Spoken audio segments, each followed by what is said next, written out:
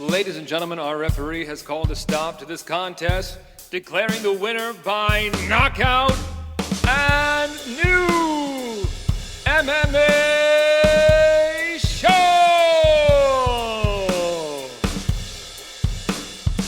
Greetings, ladies and gentlemen, and welcome to another exciting round of and new MMA show. I'm your host, Michael Hansen, and I do all kinds of strange and fascinating things with microphones because I'm an MMA cage announcer as well as a ring announcer. And I'm joined this week for and new by my two buddies, both of whom bring MMA punditry to new heights. Introducing to you first, from New York, Mark Priaulx. What's up, buddy? What's happening, people? I rallied today, thankfully, to be able to do the show tonight. I was more or less on the old deathbed this morning. I don't know what I was sick with, but I was absolutely toast. Didn't think I'd be able to do this. And then somehow midday, I just miraculously became completely better. So voice is a little iffy. Might have a cough or two in here, but otherwise we should be good to go as long as I don't fall asleep. Yeah, man. Good luck. And introducing to you now from Florida, the Sunshine State, he is La Pesadilla de Nicaraguense, Omar Artola. What's up, my friend? What's going on? I just had my 6-year anniversary with the wife. Finally got to go to a spa that I had been promising her for a while. Got ourselves some massages. Had ourselves a nice little time. Went out to dinner. It's a nice little weekend, you know? Nice, man. Very nice. Well, boys, we have a lot to get to. I'm going to skip my banter portion because I have not had anything eventful. First of all, it's snowing today in Michigan, which is great. Wow. My eventfulness will be coming this weekend, where I will be ring announcing for Anthony Pettis Fighting Championship once again, going down in Milwaukee, Wisconsin, at the I think they're calling it the Pettis Fight Field or APFC Fight Field. Dope. At the Franklin Athletic Performance Center, something like that. Anyway, it's Friday night. Check it out. We are on UFC Fight Pass. It is going to be good to be back on Fight Pass. They always bring such a professional event. It's legit, man. I'm excited for it. And I'm a little nervous because this is going to be my second of 2 shows with them, and then we're going to maybe, I don't know what, renegotiate or talk if they want me back. So if you're out there, find me on Instagram, find APFC on Instagram, and tell them that you want your boy back on the mic for them. Absolutely. For the next show. Yeah, man. And this is your first time kind of having a broadcast partner, if you will, in one Sergio Pettis. Yes. Which is pretty dope. Yeah, man. That's going to be cool. It's gonna be Who's the cool. other commentator with Sergio Pettis? He's a guy named, I believe, David Evans. I think he's a fighter as well. Nice. Not quite as high profile as the Pettises, but it's going to be cool, man. And I'm sure Anthony Pettis himself is going to be there and going to be involved in various ways. So it'll be cool. It'll be cool indeed. I'm excited for it. But I am not excited. Well, I was not excited, I should say, by the results of this past weekend's UFC 281. Yeah, man, I was rooting for Adesanya super hard, and we'll get into it. We'll get into it. So let me first run down this show. And so we're going to start as we always do with our first segment on the marquee. We're going to talk about all the fights from UFC 281 from this past weekend. We're going to get an update from Mark for his very own rankings system, the Priaulx Rankings. We're going to dive into the MMA headlines with Omar with our segment Inside the MMA Sphere. And then we have quite a few things to be previewing for you guys this week. We have MMA action from 3 different corners of the MMA world, that being Bellator, One Championship, and UFC, all going down this weekend. And then we might end with a little bit of trivia. Well, before we get into any fight talk, boys, let us first thank our audience. If you're watching this right now on YouTube, thank you so much. If you like what you've been watching, go ahead and subscribe to our channel if you haven't done so yet. Go ahead and hit that thumbs up button, like our video. That will help us out a ton. And nothing helps us out more, and we love nothing more, than engaging with you guys down in the comments. If you like any of our takes, let us know. If you agree or if you disagree, let us know down in the comments. You know that we love that thoughtful engagement. If you want audio only, we got you. You can find us wherever you get those podcasts. And, of course, you can find us on social media at the handle @andnew_MMA show in all the places. All right. Yeah, go ahead. You knew I wanted to say something. I pulled up odds because I haven't inputted the odds yet for when we get to the previews, so I got to punch them in while we're talking at some point in this show. But Okay. I see this site has odds up for your event. No way. Pretty dope. Yeah. Cool, man. Who's the main event? Do you know off the top of your head? Yes. The guy on the A side, his name is Johnny Big Papa Hoppa Hopper. He's a 3-1 favorite. He's minus 295. Yeah. Juan Roman plus 235. Yeah. Pretty dope. You're very official, my man. Very official. Yeah, man. At the last APFC, I believe he was in the main event or co-main event against Jacob Kindig. And Kindig is also a really good prospect out of Lee Brothers MMA. And he took him out in the first round. Wow. Which was super impressive. And I just announced Kindig again at Art of Scrap, and he was in the main event, and he beat his opponent in like 20 seconds. Like, Kindig's legit, dude. So Hopper's also very legit. What weight class is that? I think lightweight. Either lightweight or featherweight, I want to say. Nice. All right. Yeah, man. Cool. Had to throw that in there. Yeah, man. All right, boys. This week, the name on the marquee has got to be Alex Pereira, who this past weekend, in front of 20,000 strong at MSG, Madison Square Garden, in our hometown, the three of us, New York City, he finished Israel Adesanya by TKO at 201 in round number 5. Excuse me, the 201 mark of round number 5. Mark, let me start with you. What was your take on Pereira getting it done late over Adesanya? What was your reaction? What a fight. What a story being told between these two guys that may not be over as of yet. I will save the main thing I want to discuss for last, which, spoiler alert, it's the stoppage. But this was a great fight. I enjoyed it the whole way through. I loved seeing the clash of technique between these two and the different styles in their kickboxing. I loved seeing Izzy walk that tightrope and seeing Pereira bounce back from almost being finished in the first round and him tough it out the way he did. I loved seeing the grappling get mixed in. It was a great, great story of a fight. And honestly, through 4 rounds, it looked exactly how I said it would look. It's really exactly how I had envisioned it. Like, it's just what I thought we'd see. I was even on my way to getting the Izzy 49-46 prediction right until everything turned, which would have been dope because I nailed Hooker round 2, Weili round 2, and Dustin round 3. Frankie doesn't count. So it would have been a hell of a card if I could have nailed the 49-46. But anyway, it was going great until it wasn't going great. Izzy said that he did hurt his foot on that spot where Pereira checked the kick and he stumbled backwards, and that once it was hurt, he couldn't really feel it that well, and it was kind of dragging, and that's what made him suddenly be, unable to escape and evade against the cage the way he had been in the prior 4 rounds. But one way or another, he gets clipped. The whole fight changes, and even if it didn't get stopped there, maybe it's a 10-8 round and the fight's a draw. It could have gotten very interesting scoring-wise if we saw that thing continue. But it was stopped. Alex Pereira does it again, stopping Izzy in a fight that he was losing. And it just feels like he somehow has Izzy's number. But to get to the stoppage now, I hated it.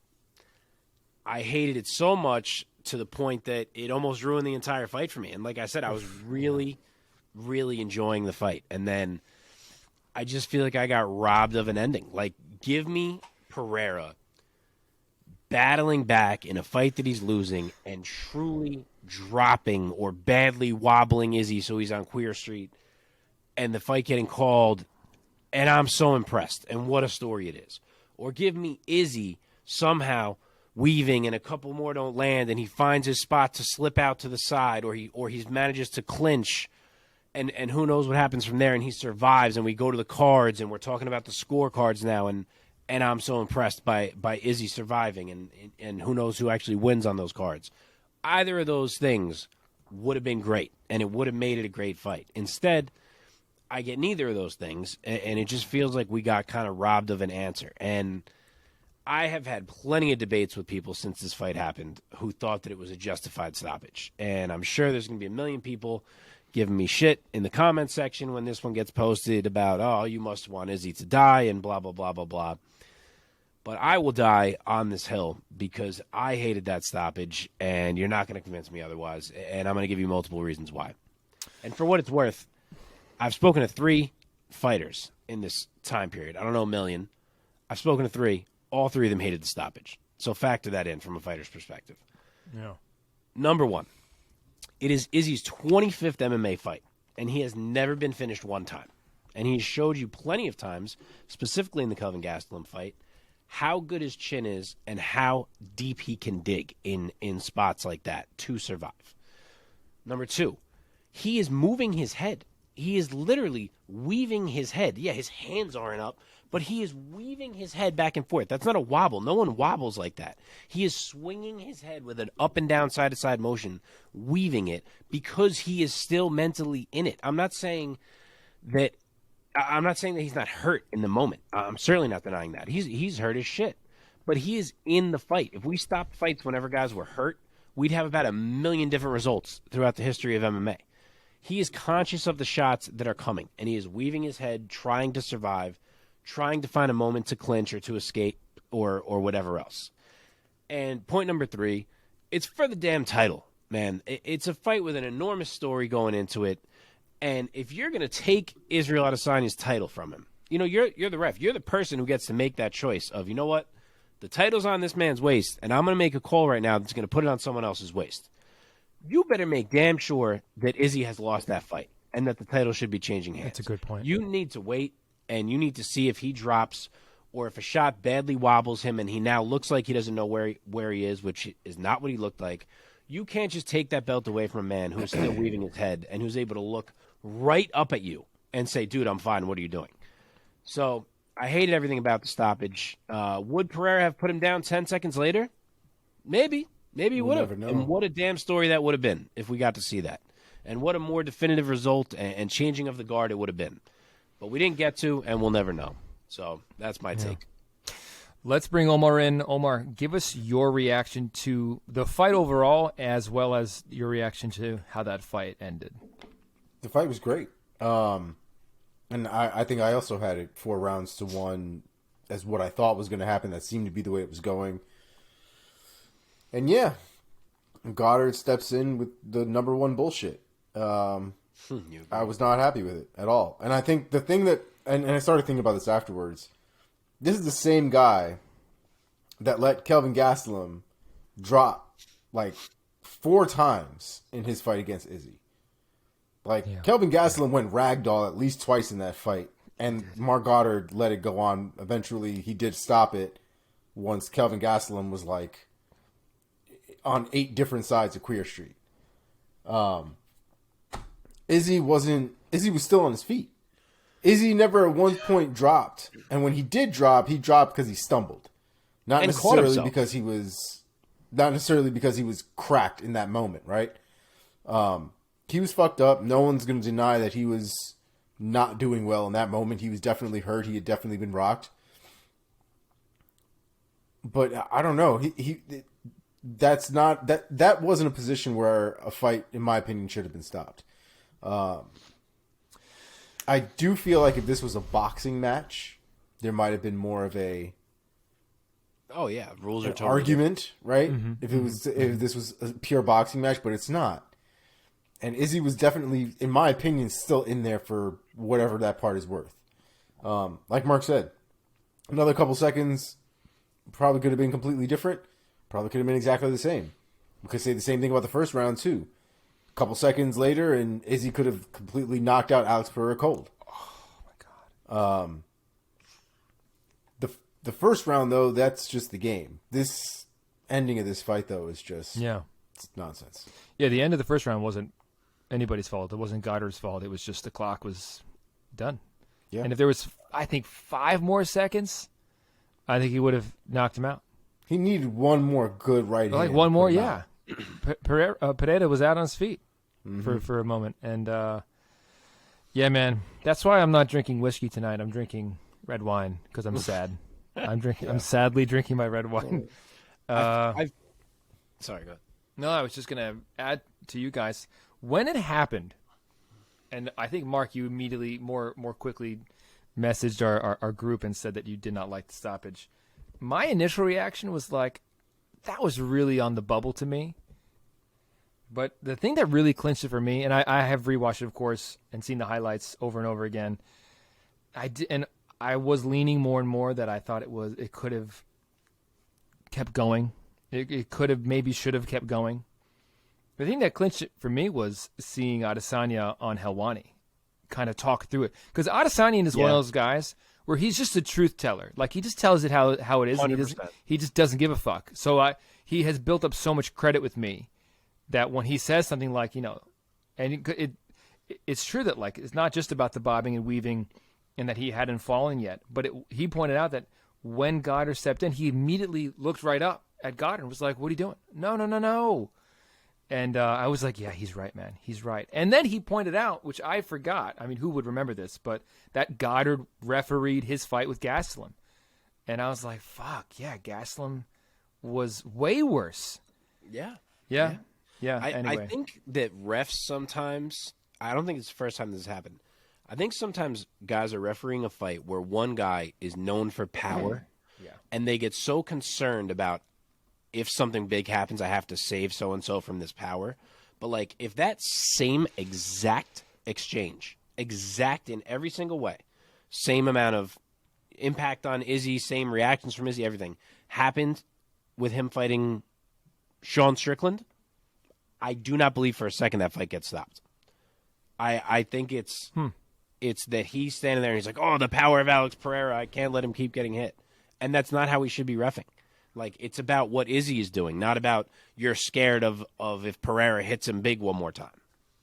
Yeah, I was going to make a similar point of, I think it also is a factor that Pereira's power, it kind of like, it precedes him in the fight, meaning like it gives him this sort of like thumb on the scale in those moments where he presents so much potential danger that it causes the ref to jump in earlier to protect the fighter. Which is kind of, you could say that, Goddard is trying to do his job in the moment. He's trying to do his job to the best that he can, saving Israel Adesanya from unnecessary brain damage. I mean, let's just be real here. And I thought you were about to make a slightly different point of saying that if that fight was flipped around and it was Adesanya damaging Pereira. That too. Yep. I could easily see any referee waiting because Pereira is such a giant oak tree of a human. Also a great point. I agree. I don't think it would have been stopped in the reverse scenario. I agree. God damn it. Anyway. Yeah. Well, I do not like it. So what do you guys think? I've seen a lot of people, by the way, real quick, I have a funny feeling we're going to start to get some comments on this video of that our love for Adesanya blinded us. For this stoppage. But to be fair, I have seen very split. A lot of people saying that it was an early stoppage, not the best. And I have heard a lot of people saying that it was kind of fair. Yeah, I've had a lot of arguments. And Izzy's not even one of my guys like that. Like, I don't have a blind love for Izzy like I do for a Charles Oliveira or something like that. I mean, I fuck with Izzy. He's cool. I like him, but... Mm-hmm. Okay, let's shift now to talking about rematch or no rematch, because this is a very interesting dynamic between these two fighters. So on the one hand, if it was just pure UFC, you would say, like many other champions, the precedent has been set that if a guy or girl defends a title this many times, and I off the top of my head, how many times has Adesanya defended? Maybe 5 times, 6 times? Yeah, think about that. Maybe. Once he loses, especially in a fight where he didn't get dominated in this fight. He got caught. He got finished in the 5th round, but he was winning the fight. Adesanya should get an automatic rematch. But the interesting wrinkle to this dynamic is that they have fought twice before in a different combat sport, but it was a combat sport. It wasn't baseball. And Pereira won both those fights. And the second fight, he knocked him out cold. So do you guys factor that in? Omar, let me start with you this time. Do you factor in those previous kickboxing bouts into whether or not they should rematch right away? Personally, no. Those kickboxing fights don't really mean that much to me. I thought Izzy was doing really well up until he got messed up. As far as what's next for them, I don't know if I don't know if I would do an immediate rematch right away. To be honest, as much as I hate Izzy having lost, it does open up the middleweight division quite a bit now, with a little bit of interest in how these other guys would stack up to Alex Pereira. Because the thing you got to wonder now is, Alex Pereira followed this kid, but how would he actually do against some other more maybe ground-based fighters? Guys who are not going to just stand and kickbox with him, guys who are going to implement a ground game. I mean, if you look at Robert Whittaker is a very interesting fight for him. I know right now he's matched up with Paulo Costa, but my point is there are other fighters, I think, in the division that would be very interesting to see what they could do against Alex Pereira. I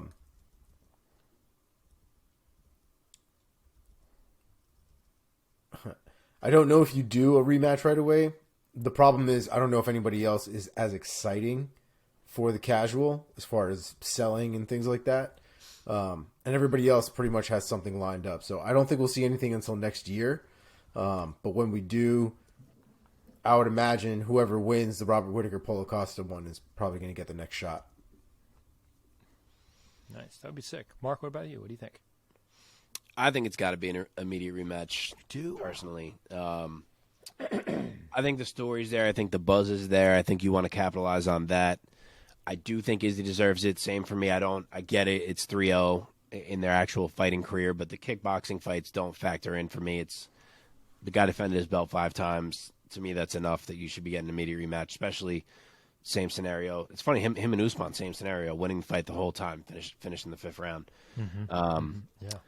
But, yeah, also for kind of what Omar said, except I think that's why it should happen, is that Whittaker and Costa don't fight till February. So, A, you got to wait if you're going to give it to whoever wins that fight. B, say it's Whittaker, right? That's probably who I'm going to pick in that fight. And you say, okay, Whittaker, we're going to give the title shot first. We're going to have Izzy wait. Whittaker might very well handle Pereira. Like, he might just take him down repeatedly.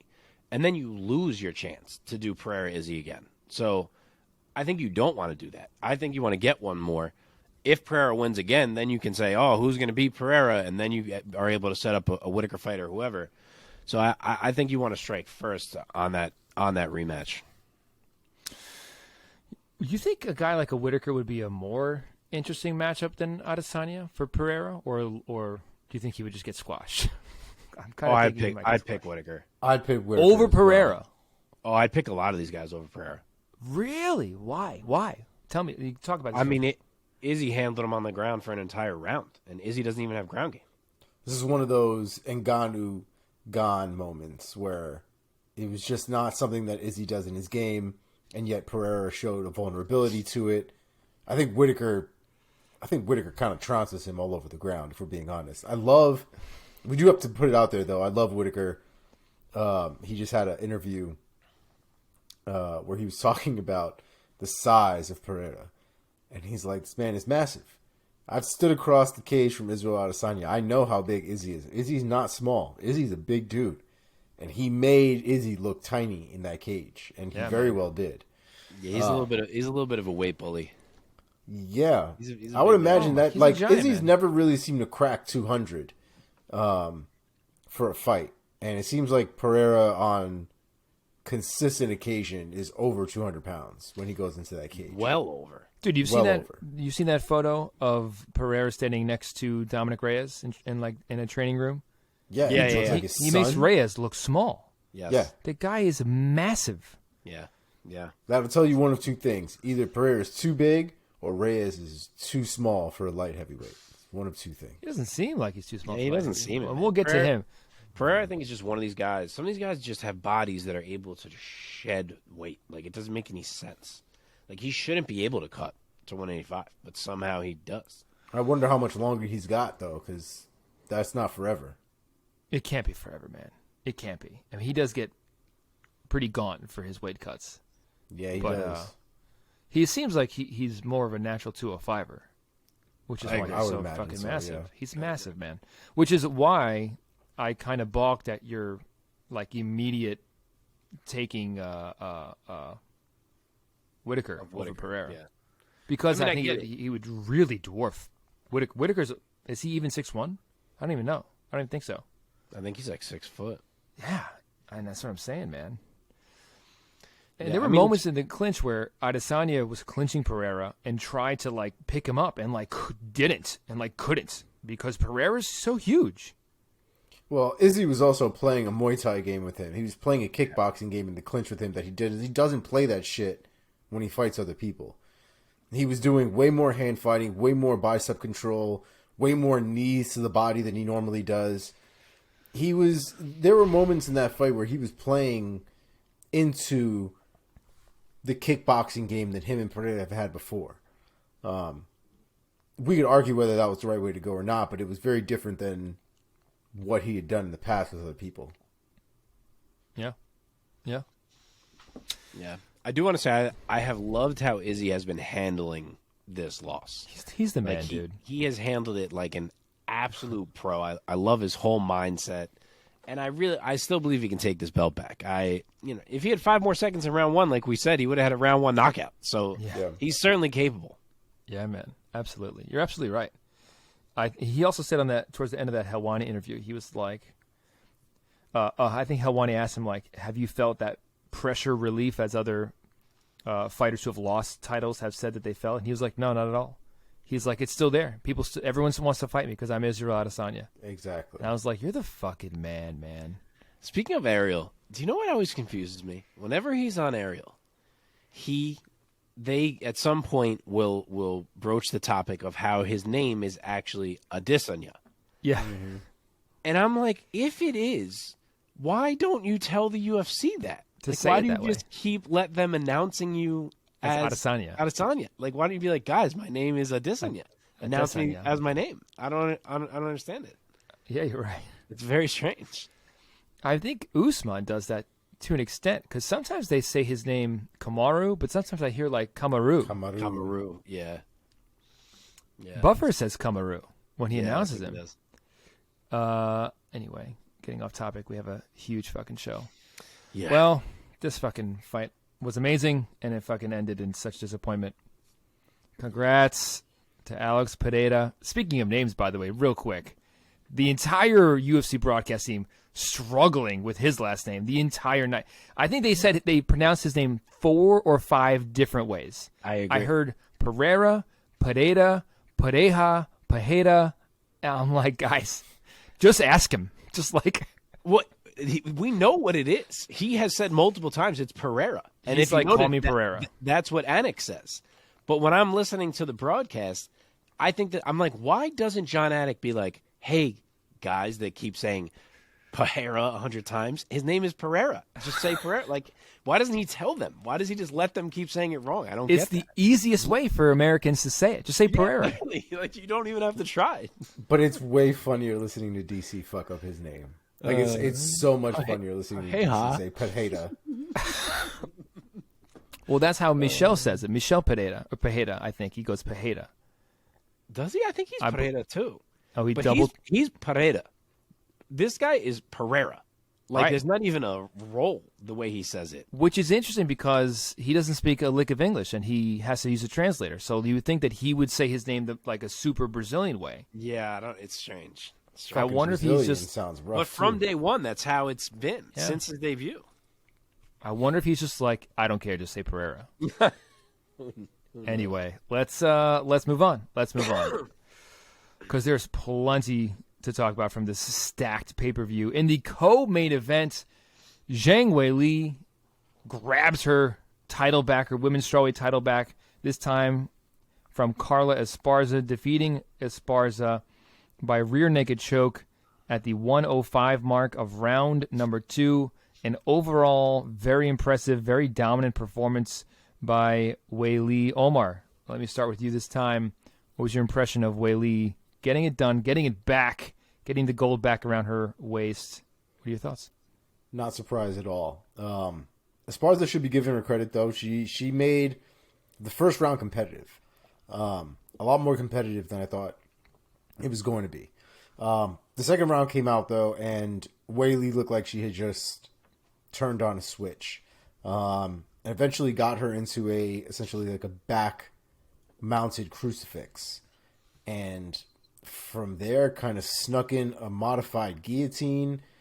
Yeah. A very weird position, but only one that I think works if you have that brute strength that Weili has. And she does. And she did.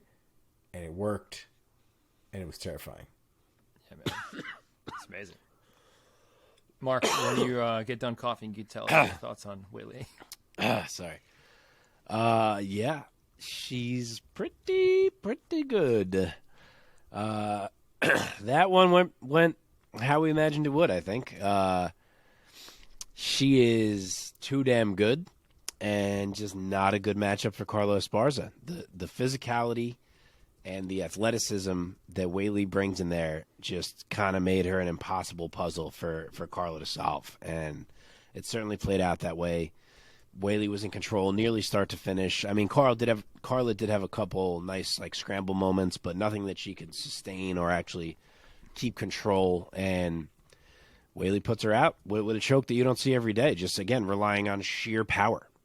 So she is a scary prospect right now for any of these women to have to face, and she becomes the two-time champ. You know, I feel like Esparza deserves some props. I mean, she tried to hold her own, man, and for a girl who has never been known for her stand-up skills, I thought she actually held her own more than a lot of people are making it seem like.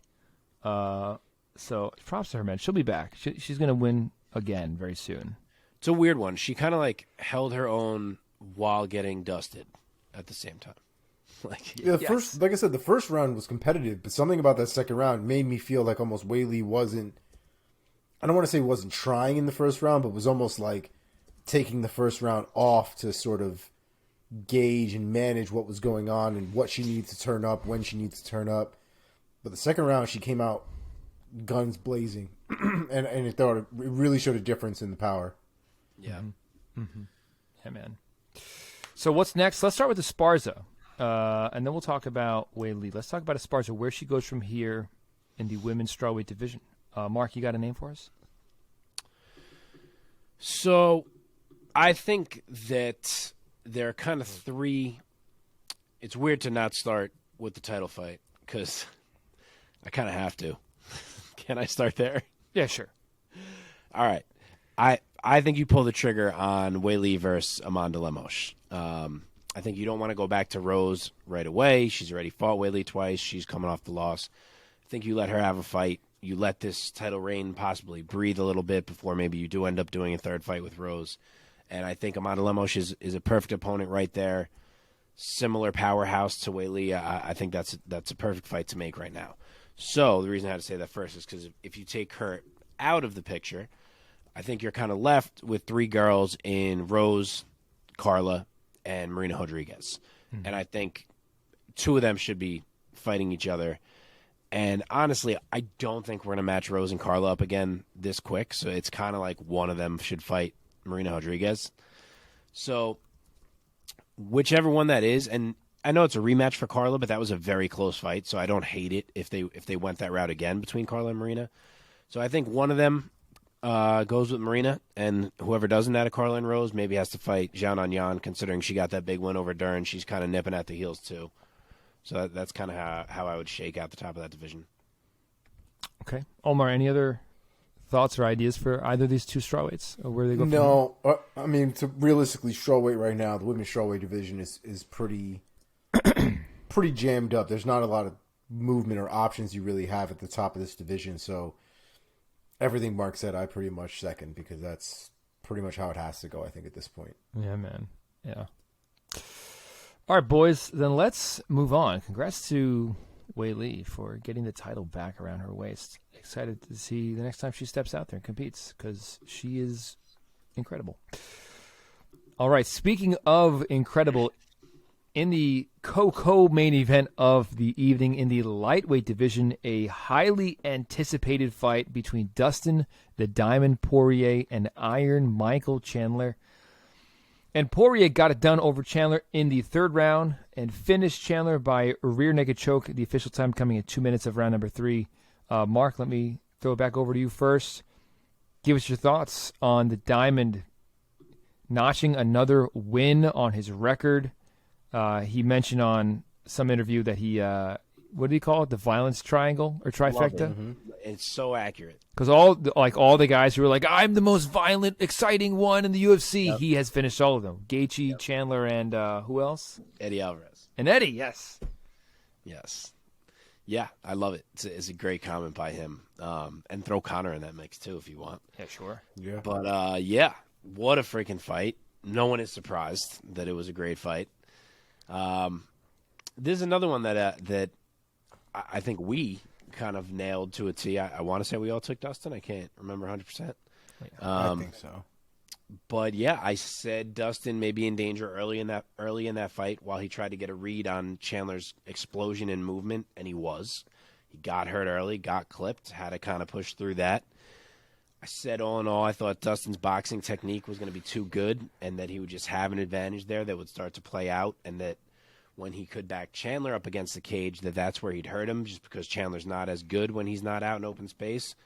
That happened in the round 1. He almost got him out of there potentially if he had a little more time. I said if Chandler would ever wrestle, it would change the whole fight, and boy, did it ever. He took a dominant round 2 after Dustin nearly finished him, at the end of round 1. He came out and bounced back beautifully by remembering he has that wrestling in his pocket that he should use. So all that kind of saw. What I did not see is that this thing was going to end by submission. I did not see that one coming. If you told me somebody was going to win that fight by submission, not like they're not capable. They both have submissions on their resumes. They're both skilled down there. But if you told me that fight was ending by submission, I would have said no fucking way. So that was impressive. What a damn job by Dustin to pull off getting to the point where he got that submission. From the way he shifted his weight on the takedown to kind of just float, end up on top, to the way he took the back, to the way he finished. Just a massive, massive moment and W for Dustin Poirier. And we already know this, but what a friggin' dog that man is. I mean, he might be the poster child for, that fighter is a dog. He just is that guy. You cannot out-scrap Dustin Poirier. I don't think it's possible. If you can't tap him, you can't win. It almost feels like that's the point that we've reached with him. He is that good in a firefight.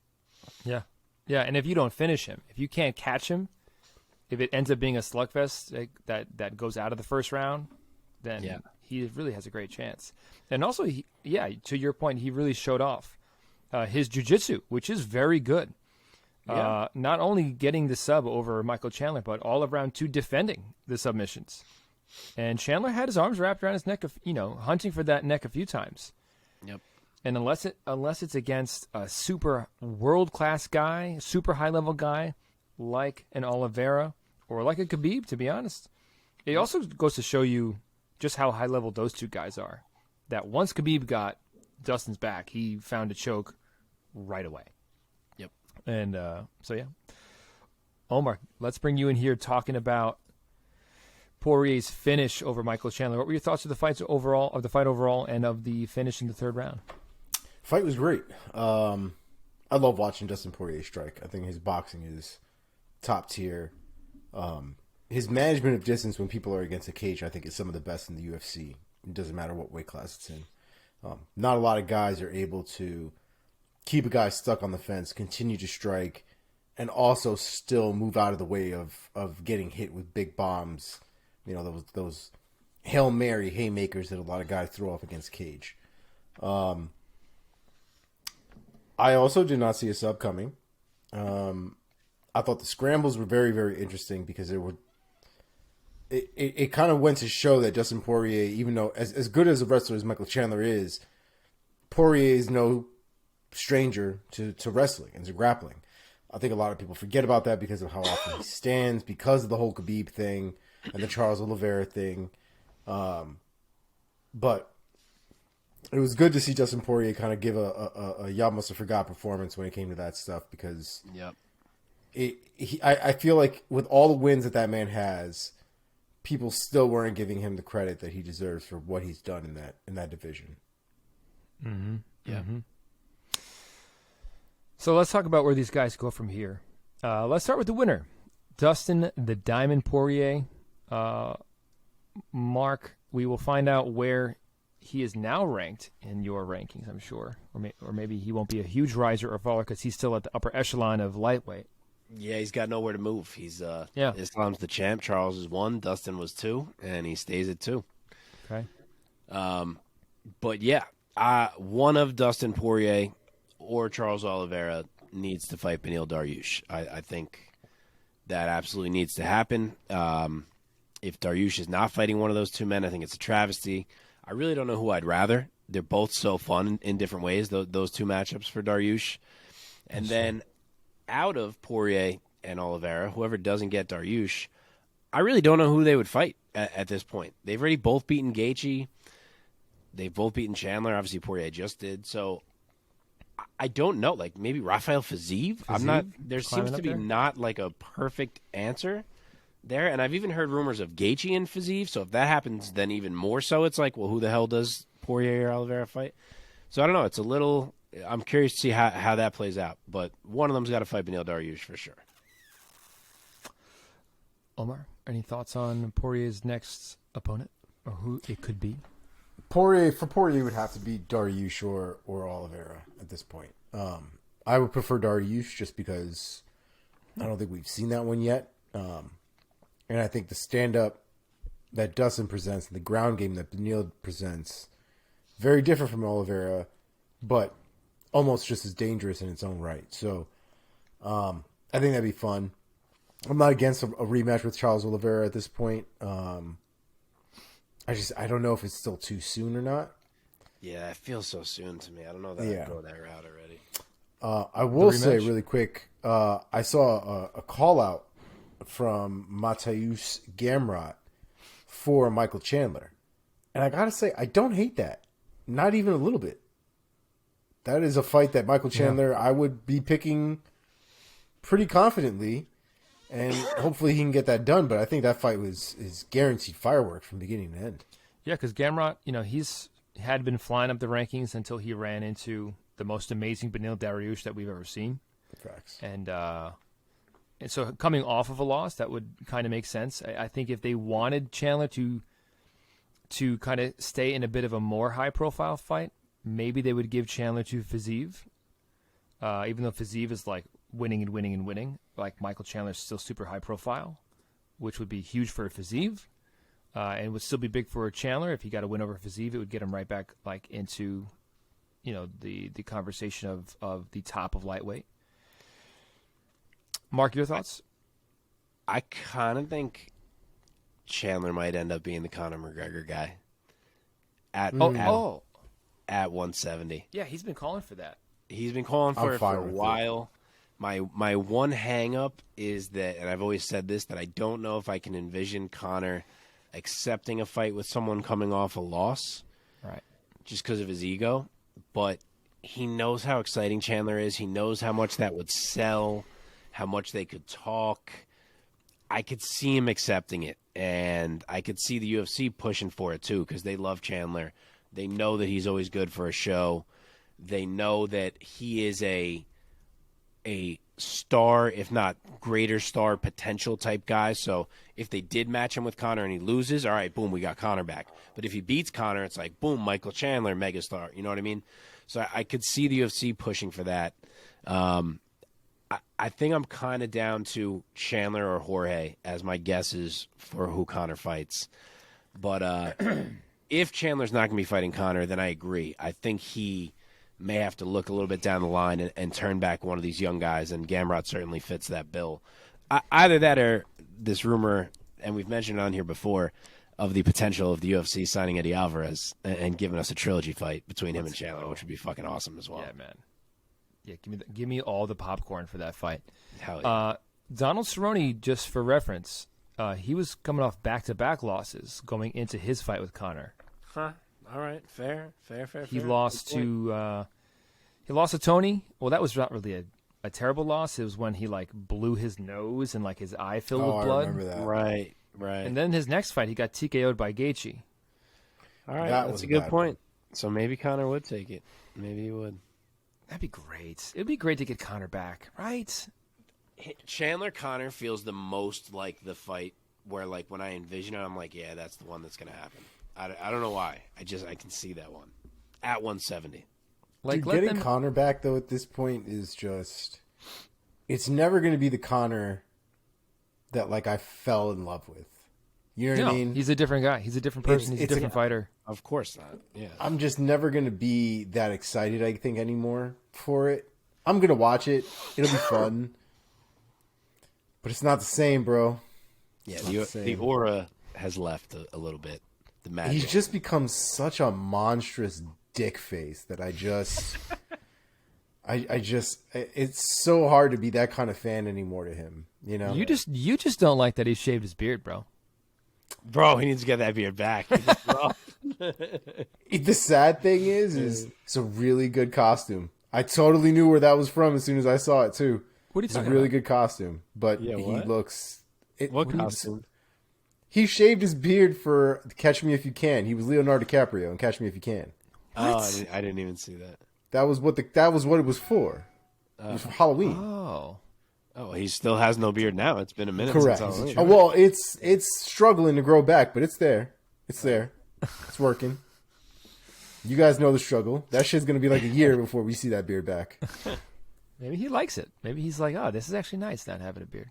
I don't think he likes it at all.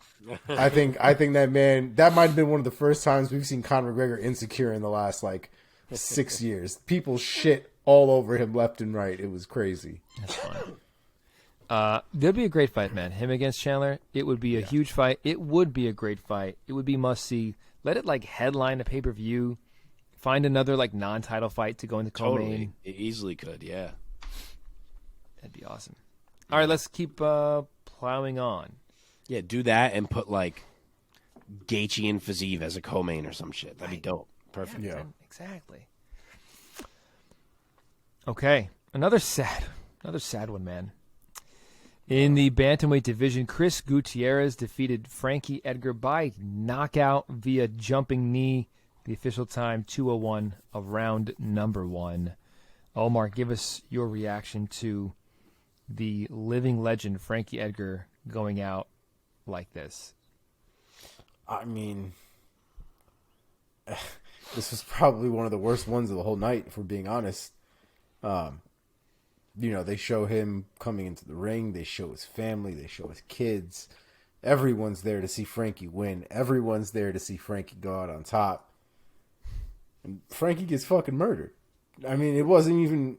It was barely a fight, really. Yeah. It's not even like something where you can walk away from that fight specifically and be like, you know, at least Frankie put up a good one. Like, no. That fight wasn't even long enough for that to really even be a thing. I felt bad for Chris Gutierrez because he does seem like the guy who also grew up watching Frankie Edgar, and now he had to be responsible for fucking Frankie Edgar up. And, you know, it was what it was leading up to the fight, people counting him out and him being in his feelings about it. But I think once he knocked him out, I think he realized, oh, shit, I just knocked out Frankie Edgar. You know what I mean? Like it. In his last fight. I think it hit him a little bit different. He tried to pick Frankie Edgar up. Frankie Edgar was like, no, just don't do it. Stop. Yeah, Mark Henry was like, go away. Yeah. It was sad though, man. There were a lot of sad moments on this card, and this, for me personally, even more than the Adesanya one, really topped the cake for me. Yeah, man. Mark, any thoughts on Frankie's last fight? Yeah, this sucked. I said last week that at least Chris Gonzalez wasn't a big KO threat because his strikes don't really carry that kind of power. But when you throw a jump knee, anybody can KO anybody with one of those. So especially when you run your face into it. Yeah, he was kind of ducking down, kind of faking a shot, I think. So that was definitely the low point of the evening. Tough to see Frankie go out like that in New York in his last fight. Like Omar said, with his family there. As soon as they showed his kids watching before the bell rang, I was like, oh my God, he's going to get knocked out, isn't he? Like I said the same thing. It's just, It's tough. It's tough to see how disappointed he was in the post-fight interview. Like, you could tell he was really like, oh, my God, I can't believe I just got knocked out. Like, he was having a hard time digesting it, I think. But obviously an enormous moment for Chris Gutierrez, who fought a perfect fight, got a perfect result, fast-tracked himself to another big fight after, I think I had him ranked 32, 3, 4, something like that coming into this fight. Like, he's been good. Don't get me wrong. He's like 5-1, 6-1, whatever he was in the UFC. But he hadn't had that type of name yet to jump him into the mix, and he fucking jumps right into it now. So that was huge for him. And as for Frankie, he will be missed, of course. I wish he could have gone out differently. It's funny because if you're newer to MMA, you may not believe this, but at his peak, he was a guy who could not be hurt. Like, it didn't matter what you hit him with. You hit him with the biggest shots you had, and he would keep coming, and he would break you. He was that guy. His pace was incredible. His footwork, his boxing, and, of course, most importantly, his wrestling. Like, he would have fights, like his fight against Yair Rodriguez, that would make you feel uncomfortable because of how dominant his wrestling was. Like, it would make you feel like you weren't watching a fair fight. So, at his peak, Frankie was unbelievable. He's a legend. Of course, he took the lightweight belt off BJ Penn, who was my guy. Beat him twice. Went into the incredible series with Gray Maynard. Incredible. Then he did lose it to Benson Henderson, which I always thought was debatable if he should have lost it. But then even after that, drops to featherweight, where he manages to beat everyone not named Jose Aldo for like 5 years until finally getting finished for the first time against Brian Ortega. And, of course, that's when everything starts going downhill and we start seeing a lot of Frankie Edgar getting finished, which sucks. But even now, to see Frankie Edgar fighting down at 135 at the end of his career, 135, and still almost always being the smaller man in the cage, and knowing that he once held the title 2 weight classes above that and couldn't be stopped or put out by anyone, sums up Frankie Edgar perfectly. He's a fighter's fighter. He's a guy who everyone looked up to, and he'll be missed in the cage. He was the man. Yeah, man. Well said. Thank you. Make that a clip. Make that a clip. Oh, boy. Okay. Moving on down the line. Dan Hooker. Back in the win column, baby. Can I just say real fast, Yeah, sure. I wanted to match up with Gutierrez. Oh, my Yeah, bad. same. Sorry. I got one that I kind of like. It's a little random maybe, but I kind of like him and Cody Garbrandt. Cody needs a fight. The one with Ronnie Yaya keeps falling apart. I like that matchup. We get to see who's faster. They're both stupid fast. It's kind of like kicks and knees against boxing. So let's see who's faster and can finish the other. Omar, you got any other names? Mine was, I figured you got the narrative now that Chris Gutierrez is wrecking, or maybe the one to wreck the veterans. And so why not give a Sun Tzu a shot? He's coming off of a win, right? He's coming off of a win against Victor Henry, a real good win. Gutierrez is now in the top 15. I don't believe a Sun Tzu is anymore. They ranked Gutierrez? 13. Wow. I mean, fair. He beat Frankie Edgar. Yeah. So Sun Tzu is no longer ranked. That's could be interesting. It's a good name, at minimum, for Gutierrez to have on his resume. So I said, let's do it. Yeah, For sure. Now you may move to Dan. Yes, now we may go. Okay. Dan Hooker back in the win column. A round 2 TKO over Claudio Puelles. Omar, give us your take on this performance by Hooker, getting it done with the TKO. So you guys know I've talked up Claudio Puelles quite a bit every time he comes up now. Went to go see this with my brother-in-law, went to the house. This guy's really good. You guys should watch his submissions. It's really, really fantastic. This fucking guy spends 3 rounds throwing himself on the floor like an asshole. Made me look like an asshole. Right, 2 rounds, whatever it ended up being in the end. Made me look like an asshole because they're like, what is he doing? Is this how he normally fights? I was like, I've never seen Puelles fight like this ever in my life. I don't know what is happening here. I don't know what this kid is doing. This is the worst Claudio Puelles I've ever seen in my life. Great win for Dan Hooker, though. I mean, this is exactly what Dan Hooker needed to get back in the mix, for people to remember who Dan Hooker is. And I think we even said it last week, though, that this was a tall order for Puelles, and he may not have been able to pull it off. I don't know if the moment got to him. I don't really know what happened to him, to be honest, but he looked terrible. The approach to the fight was terrible. The execution of it was terrible. None of that is how I've ever seen him fight, ever. So something definitely happened. I don't know what it was. Dan Hooker took full advantage of it and looked fantastic doing so. So good win for Dan Hooker. Really disappointing performance for Puelles. Hopefully he gets another one where he can kind of set things straight and not go Ryan Hall on everybody. But there's not really much more you can say about what happened in that fight. Mark, give us your thoughts of Dan Hooker getting back in the win column. I loved seeing this from Dan Hooker. It really made me so happy to see him fight smart and composed and dangerous, as we used to see from him. He was certainly in a couple tricky spots with these Imanari rolls from Puelles. But honestly, for me, that fight kind of looked exactly how I thought it would look. Maybe a few more Imanari rolls. I thought it'd maybe be a little more traditional takedown attempts, even though Puelles is not really that guy either. But that's kind of how I thought it would go, like some weird scrambles, things Hooker would have to make sure he got himself out of, and then eventually he would just start stuffing things and hurt Puelles. And that's what he did. He navigated his way out of some weird spots, and he started to make Puelles pay. And it's tough with Puelles because when leg lock guys win, it's like, oh my God, like it looks like it's like magic what they just pulled off. But when they lose and their game doesn't work, it always looks bad. So it was a rough night for him. But Dan Hooker did a perfect job. He wore Puelles down. Puelles really started to get tired, too, which was a little surprising.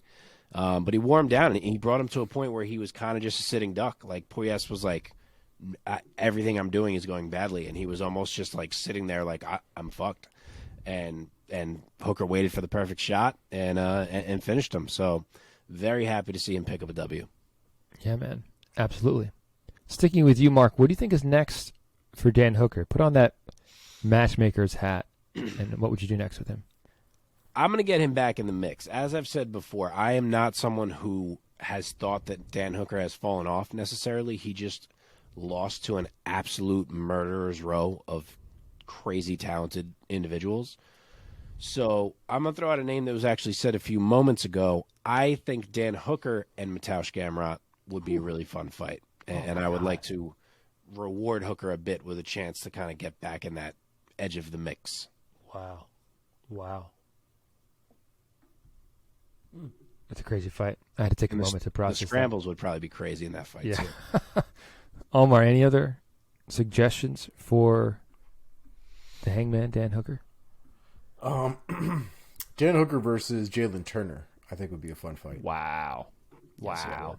Yes, it would. Also kind of still gets him back in the mix. Jalen Turner is in a good spot right now, one that I'm sure Dan Hooker would love to be in as far as the rankings are concerned. So let's do it. Yep. Jeez, man. Great. No easy fights. No easy fights in this division. No. Okay, let's keep going. On more of a bright note or a high note, Renato Moicano gets it done over Brad Riddell, getting it done by submission in the very first round. This was the featured bout on the prelims.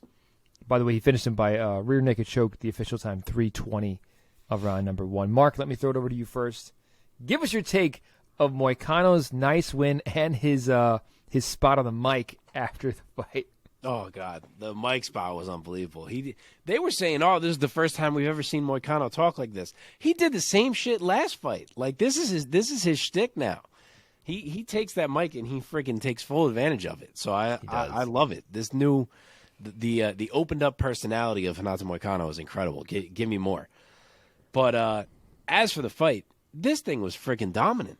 Like, this might have been the closest fight on the card for me where I was like, man, like, I could see this go both ways. I don't know where to go. And I love Moicano. I've always said, like, he's an underrated guy. He's super dangerous. I didn't see it looking quite as dominant as this. I mean, he looked dangerous as hell on the feet. which is where Brad Riddell's expertise lies. And Riddell seemed like he was struggling to figure Moicano out. Moicano was landing first. He was fast. He was slick. He was making Riddell miss. And then when we finally get into the grappling, it was like over before it even started. I mean, Riddell just gave him the choke. Like, he's in there posting. He doesn't even try to fight the hands at all. I don't know if he thought his chin was like tucked enough that he was like, oh, I'm good right now. And then he just wasn't good. It was weird looking for sure, but never even tried to fight the hands, pull his hands off, nothing. So it was a weird ending, but Moicano takes him out with ease. And he is a guy who, I know he just had the loss to RDA, but it was very short notice. To me, he's a guy who feels like his entire game is peaking right now. So I hope he gets a big one next. Yeah, man. Omar, what were your thoughts? This one was also sad. I had Brad Riddell winning, but he also didn't look like himself in that fight. I was very vocal watching this fight when Brad Riddell was not fighting hands. I was yelling inside of a house where my mother-in-law was sleeping, and she woke up to me yelling, "What the fuck are you doing? Why are you not fighting hands?" So, had to adjust certain things when I watch fights nowadays. Point is, Moicano did work. Brad Riddell didn't seem to be in the right headspace to fight. We'll get into it when we get to the sphere, but it was a fantastic performance from Moicano. One I definitely would not have seen coming. I never would have picked round one submission. It just I wouldn't have done it. Poor Riddell, man. Yeah. I just pulled this up real quick. Riddell came into the UFC as a pro 6-1, then wins his first 4 fights in the UFC. He goes 4-0 in the UFC, and then he loses his next 3, and he gets finished 3 times in a row. By Fiziev, he got knocked out. He got subbed by Turner, and now he's getting subbed by Moicano, man. Yep. He's such a talented guy. One of the things he was talking about leading up to this fight was it's the first time he's ever lost 2 back-to-back fights before. You know, he's lost before, but he's never lost 2 fights in a row before, and I think that really seems like it took a toll on him, and now it's 3, and I'm sure it's gotten even worse. So, it did get worse. So, like I said, we'll talk about it when we get to the sphere. Yeah, man. Let's match up Renato Moicano. Where does he go next, Omar, at lightweight? Hang on, sorry.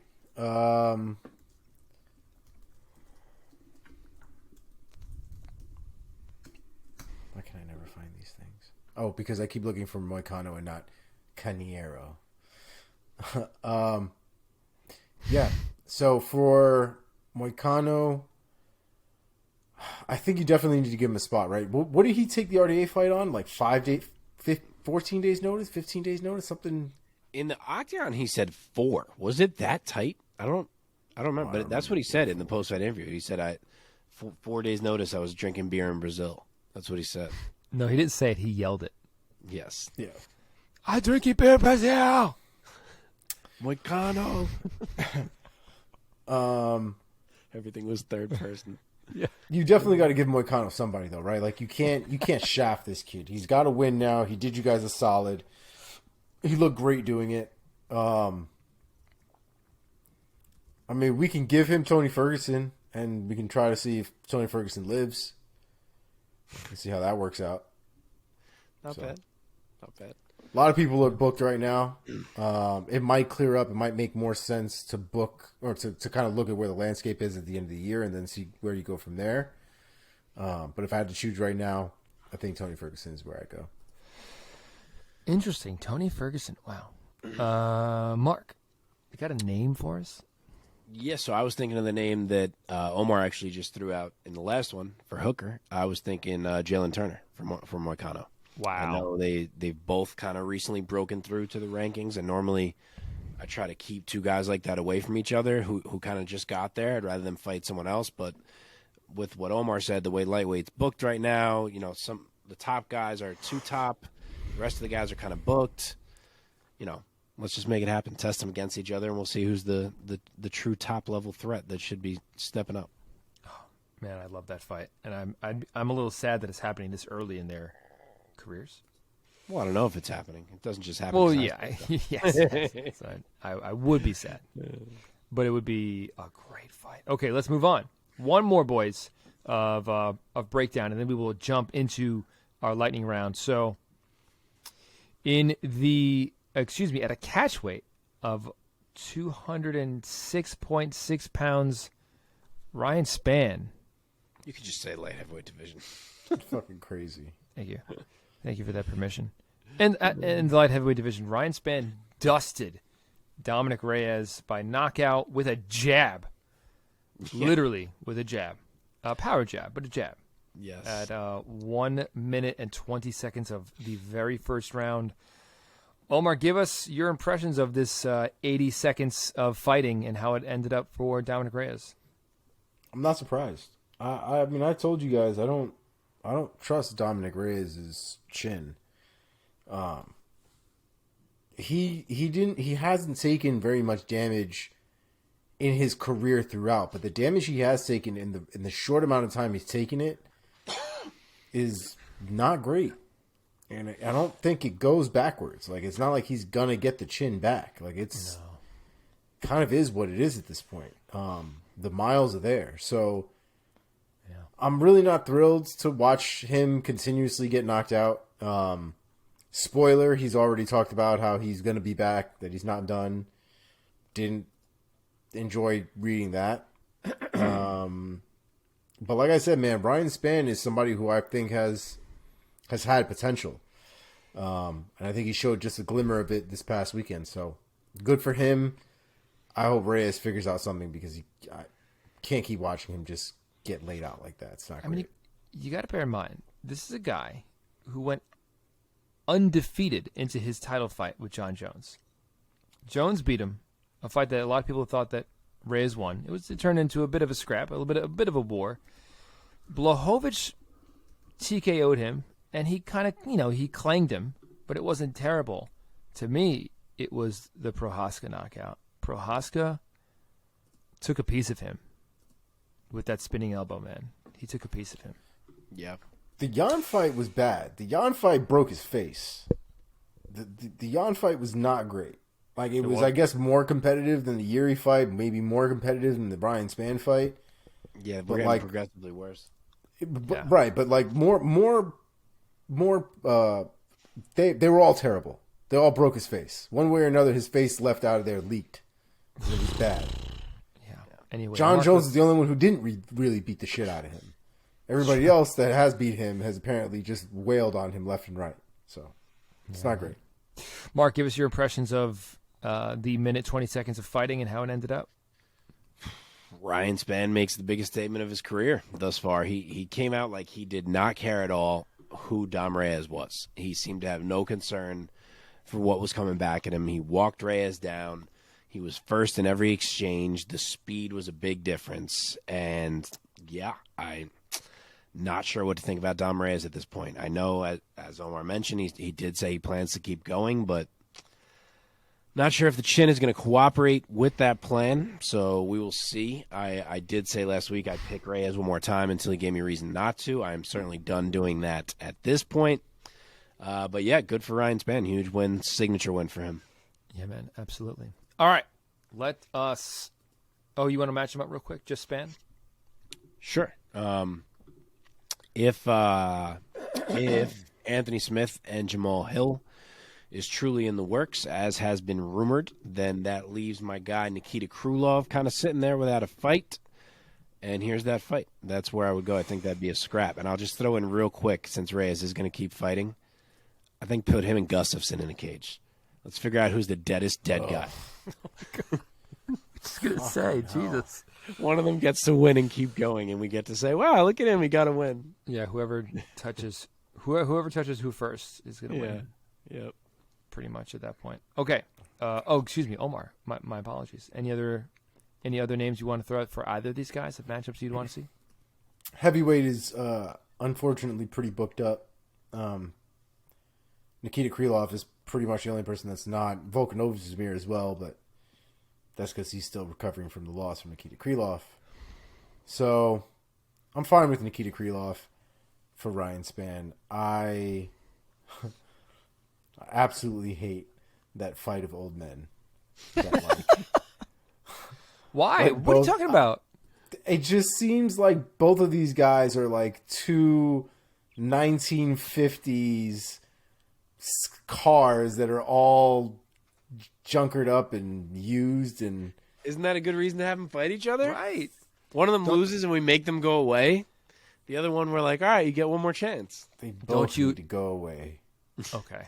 You don't want another fight for either of them. I don't want to see either one of them get fucked up again. They're not even competitive fights anymore. They're just going in there getting laid out. That's just not fun. Okay. Fair. It's fair. Fair enough. Yes. I was going to make an analogy to Frankie of like, don't you wish that Frankie fought not a younger up and coming guy? I mean, we didn't even touch on that. Was there ever a more perfect example of why he should have been fighting Dominick Cruz? Yeah. Like, at least we would have made it to the bell. Like, we talked about it a long time ago that we thought that Frankie shouldn't have been fighting this kid. That it should have been somebody, regardless of the fact that Chris Gutierrez is younger and up and comer and all this stuff. The name, like the prestige behind the fight, you lose something behind it. It was almost like a lose-lose for Frankie, because even if he beat Gutierrez, then what the fuck was the point? He just wanted to fight in MSG, which I understand that, but it means nothing. It carries nothing for the legacy. And in fact, it only, if nothing else, does something like this, where he gets knocked out in vicious form, and it's just, almost like a stain on the legacy. So it doesn't take away from it so much, but it's there. That destruction is part of it now at this point, instead of a competitive fight between, a legendary Dom Cruz and Frankie Edgar, and a fight that should have happened however long ago that never did and now can, and blah, blah, blah, blah. yeah. I don't know. It just seemed like a waste, man. I agree. All right, boys. It is time. Let us go through this lightning round. In the women's flyweight division, Erin Blanchfield defeated Molly McCann by submission via Kimura at 3 minutes 37 seconds of the very first round. Omar, go first. Man, if I have a daughter, I hope she can beat someone's ass like Erin Blanchfield, because my God, I think Mark texted us and said she sunned her. No, wait, she daughtered Molly McCann. It was the most ridiculous performance. I mean, I felt bad for Molly, because Molly came in with all that hype, all of those moments in her last couple fights, the Drake thing, the this and that, and just got manhandled. Absolutely handled from bell to bell. The sub at that point almost seemed merciful, if we're being 100% honest. So, good on Erin Blanchfield. I mean, that's exactly the performance you wanted against somebody high profile like that. Mark? Yeah, I mean, we tried to tell you guys, right? Like, a lot of people wanted to believe in Molly McCann, but unless she happened to clip Blanchfield like nearly immediately, there was no way that she was surviving grappling in that fight. Blanchfield is just a machine, and that was about as dominant as it gets. And just a quick aside, I've heard this point people make before of like that they feel like the UFC is not great at building stars these days. And whether you agree or disagree with that, this one is such an example of like, what the fuck are you doing, UFC? Like, you have this budding star that kind of came out of nowhere. It happened coincidentally. She gets associated with Drake. She's all over to the TV, blah, blah.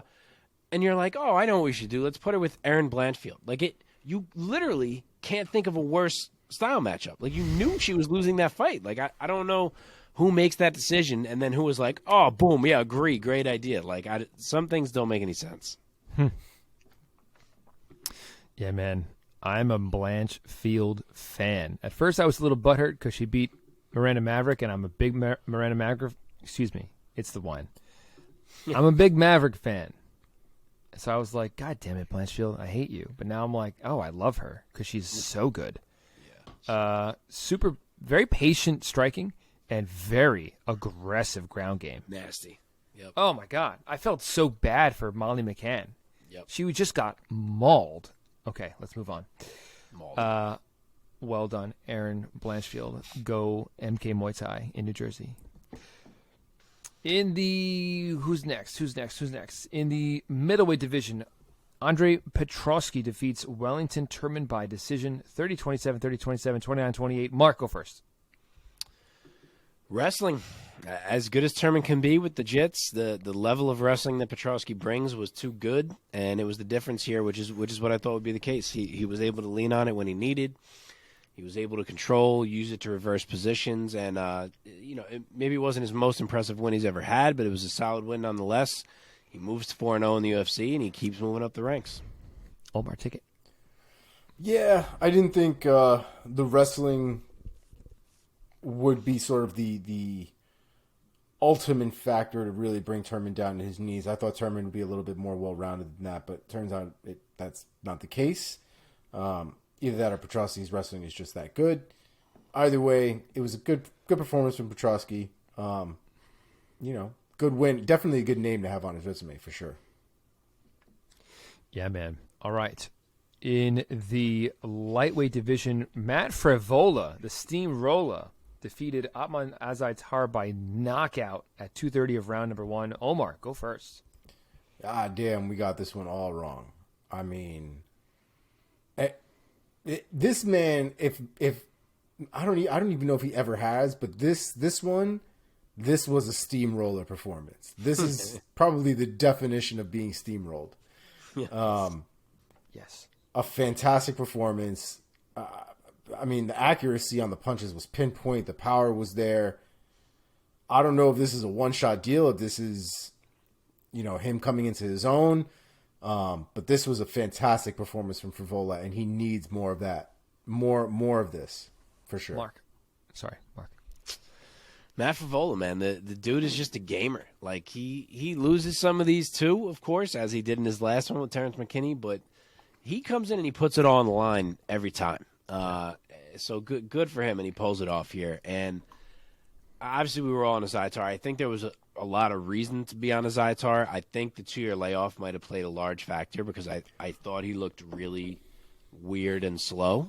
I don't know what was up. He just looked kind of stuck in the mud to me. So I'm not sure that was the best Atman Azaitar that we were expecting to really see in there. But for Frevola to not even use an ounce of wrestling and just straight up KO Atman Azaitar in a striking contest is a pretty awesome result for him. So well done. Okay, in the women's strawweight division, Karolina Kowalkiewicz defeated Silvana Gomez Juarez by unanimous decision. Mark, sticking with you, give us your take. This was a good scrap. It was a bit back and forth. Honestly, a bit hard to score live. I did think live that Karolina had won it. I haven't gone back to rewatch, but it was a close fight. Karolina looked pretty solid, honestly, and of course, the fight that I said would either end in a Karolina sub or a Silvana KO goes to a decision because why not? Of course. Omar, take it.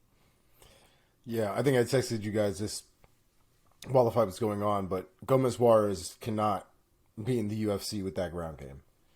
It can't go on that much longer. Her ground game is absolutely terrible. And to her credit, she survived. But I think anybody with any real solid ground experience, I think tears up Gomez Juarez. So hopefully she figures that out, or she's going to have a real rough time in the UFC going forward, and she already has. So, oh, wait. I think she got cut. I was just going to say she's 1-3. I wonder if she even still has a job. I think she got cut. Yeah, okay. There you go. All right, moving on. In the featherweight division, Michael Trezano gets it done over Choi Swung Woo by knockout. Official time, 4:51 of round number 1. Omar, take it. So this was a wild little last fight. I can't remember the last time in the UFC specifically 2 guys have punched each other at the same time and knocked down knocked each other down at the same time as well. So that was new. And I thought Sung Choi was doing okay up until he started getting tagged with left hooks. Wasn't doing anything about it. Just kept getting tagged with left hooks. So he went down, man. Trezano kept just spamming those left hooks, and they kept landing. And I mean, it was a fight that was fun to watch. But those two have the worst defense I've ever seen in a fight. I mean, there was like hardly any defense in that fight at all. So, didn't you say on our text thread that looked like did you say a bar fight? It did. It looked like a street fight. It looked like somebody outside of somebody they just got into a street fight and just wanted to knock each other out. Like I said, fun, great time, not the most technical fight from either one of them. Okay, Mark. Yeah, this was a silly fight. And with the first punches in the entire fight landing and causing a double knockdown, pretty much told you all you needed to know about how this thing was going to go. But, yeah, Sung Woo Choi is a 50-50, like, kill-or-be-killed fighter, and Saturday was the wrong side of the coin for him. I know I said that I don't believe Trezano is more than a lower-level lightweight, and obviously he breaks through a bit here. So for the time being, I guess I'm wrong there, but I honestly still don't believe he is. I think Choi's standing is maybe a little inflated because he happened to knock out Julian Erosa, which I think maybe was more of a result of that way he fights, that kill-or-be-killed craziness, and he just happened to catch Erosa. So I actually think neither of these guys are really anything too special, but they did give us a hell of an entertaining fight on Saturday, so for the moment, I will let them have a little bit of shine. But, yeah, good on Trezano. He went out, he bit down, he took shots, he scrapped, and he gets a beautiful finish. All right, in the bantamweight division, Montel Jackson defeats Julio Arce by UD. Mark, sticking with you. Give us your take. This one pretty much how I thought. As good of Arce is, as much of a gamer as he is, I said that unless his technique was just noticeably better, I didn't think he'd be able to outweigh all the advantages that Jackson had, and he couldn't. Jackson leaned on the size, the reach, the wrestling, the power. It was too much in his corner. It was a close fight for a bit, but Jackson just started to pull away, so nice win for him. Omar? Yeah, this one sucked. I had Julio. I picked Julio to win, but he got pretty dominated in this fight. It's rough to watch him lose fights like this because I do think he's the more technical fighter, but I think he just gets there are just attributes that I don't think he can get around with his technique. And so it sucks to watch him get edged out consistently now. Okay. Last one in the light heavyweight division, Carlos Ulberg defeats Nikolai Negumereanu by knockout in the very first round. Omar, staying with you, what's your take? That power from Ulberg is scary. Absolutely terrifying, man. He like clipped Nikolai for a second there, and he was kind of out of it, kind of not, tried to get back up, tried to get his composure back, and then Ulberg just lands one more that just sends him flying, and that's all she wrote. Ulberg is an absolute monster. If he can keep that conditioning in play, that didn't really work. It didn't really come into play in this fight with it being a round 1 KO, but if he can keep that conditioning in play, he's going to be a real problem in that division, 100%. Yeah, man. Mark, take us home. Yeah, that felt like the full version of Carlos Ulberg unlocked, and that's a scary man. For Nikolai Negumereanu, a guy who puts a pace and pressure on everybody, to not even be able to find him in there while just getting picked apart says a lot. So Carlos Ulberg fought a flawless fight, and that KO was nasty. Nice. And that does it, boys, for this week's Lightning Round.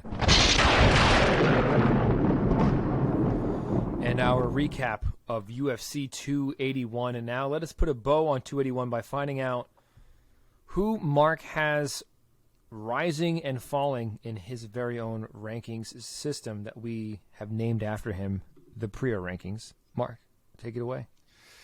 All right, we were busy this week. There was a lot of moves that were like 3 and 4 spots. I tried to ignore those and have it at least be 5 or more so I could narrow this down, and we still have 6 risers and 2 fallers on the list this week. So working from the top, This one's kind of obvious. I had Alex Pereira as the number 5 middleweight going in. He hadn't, proven he was better than the rest of the top guys yet. Obviously, he does now. So he goes from number 5 to number 0, El Champion. Mm-hmm. Next one down, Chris Gutierrez, as we mentioned. So here you go. I said I had him 32, 33, 34, something like that. I had him 34. He now moves up. I didn't go quite as high as the UFC. He is my number 18 bantamweight now, so still a nice jump for him off of the Frankie Edgar KO. Next one down the list, Renato Moicano. This one is only 4. I guess I didn't listen to my own rule of who I was cutting out, but Renato Moicano goes from number 20 to number 16 in my lightweight rankings, so I have him just on the edge of the rankings. I know in the UFCs he did creep in. Next one, Andre Petroski just keeps jumping up by chunks every fight. He goes from number 42 to number 30 in my middleweight rankings, so he's kind of hitting the point now where he'll probably have a solid name across from him in his next fight, so it's going to get interesting for him. The man I just mentioned, Mike Trizano, goes from number 52 to number 25 in the featherweight rankings. Which, again, it's because Sung Woo Choi knocked out Juliana Rosa, which I think is just a fluky result, but I gotta go off what has actually happened. And in no way do I think Mike Trizano or Sung Woo Choi are that good, but that's life as of right now. Last one, Montel Jackson goes from number 37 to number 31 bantamweight off of the RSA win. To the 2 fallers, Dom Reyes. I had him still up at 5, wasn't sure what to do with him. Obviously, arguably beat Jones, both losses after that. Jan and Yuri, 2 top guys. Still had him at 5, all the way down at 12 now for me, for Dom Reyes. So definitely takes a fall there, coming off the Ryan Spann knockout. And then the other one is Sung Woo Choi. I moved him down somewhat. He was up at 20. He falls down to number 26 at the in the featherweight rankings. And that is it for the week. All right. Sounds good. Good stuff. Well, that does it, gentlemen, of talking about things in the past. Let us now talk about things in the present with our next segment, Inside the MMA Sphere. Omar, take it away. All right. We are going to hop right into some of these stories. The first one hit the MMA community hard, fast, unexpected, and still kind of fucked up over it, if we're being honest. So, Anthony Rumble Johnson has passed away at age 38. If you had been following the MMA scene for a while, for like the last few years, you would have known that there had been something wrong with Anthony Johnson. There was never any specifics. They've never really received or released any details. Anytime somebody asks somebody about it, a fighter, a manager, whatever, he's not doing well, but he's going to the doctor, he's doing his thing, he's trying to take care of it, whatever. The last couple months, it's been a lot more morbid. Pray for him, things like that from Ali Abdelaziz. And now we come to find out that he had, officially now he's died of organ failure due to non-Hodgkin's lymphoma and hemophagocytic lymphohistiocytosis. Long story short, I'm not going to get into the specifics of it. I'm not a doctor or anywhere near versed in all this. But long story short, his body basically ate itself from the inside out. It's not great. I'm sure his family is devastated. MMA fans around the world have expressed their concern, their condolences. Fighters with memories and pictures. It sucked, man. I think as a fan too, when we think about Anthony Johnson's career, we have mixed feelings about it because we had a point where he was just fucking around with the weight. He was not making weight. He was showing up to some of these fights and being overweight for a guy that was already gigantic, knocking people out, got cut from the UFC, accepted that he's a gigantic dude, put on all this weight, and then became the monster that we all know and love now as Anthony Rumble Johnson. And it just sucks that he died so young at 38 years old. Yeah, man. Yeah. So, rest in peace to Anthony Rumble Johnson. Super sad, for sure. Always seemed like a nice guy, fun guy. And, he's like a little bit under, I feel like, the mainstream radar if you start asking people about, stars in MMA. Yeah.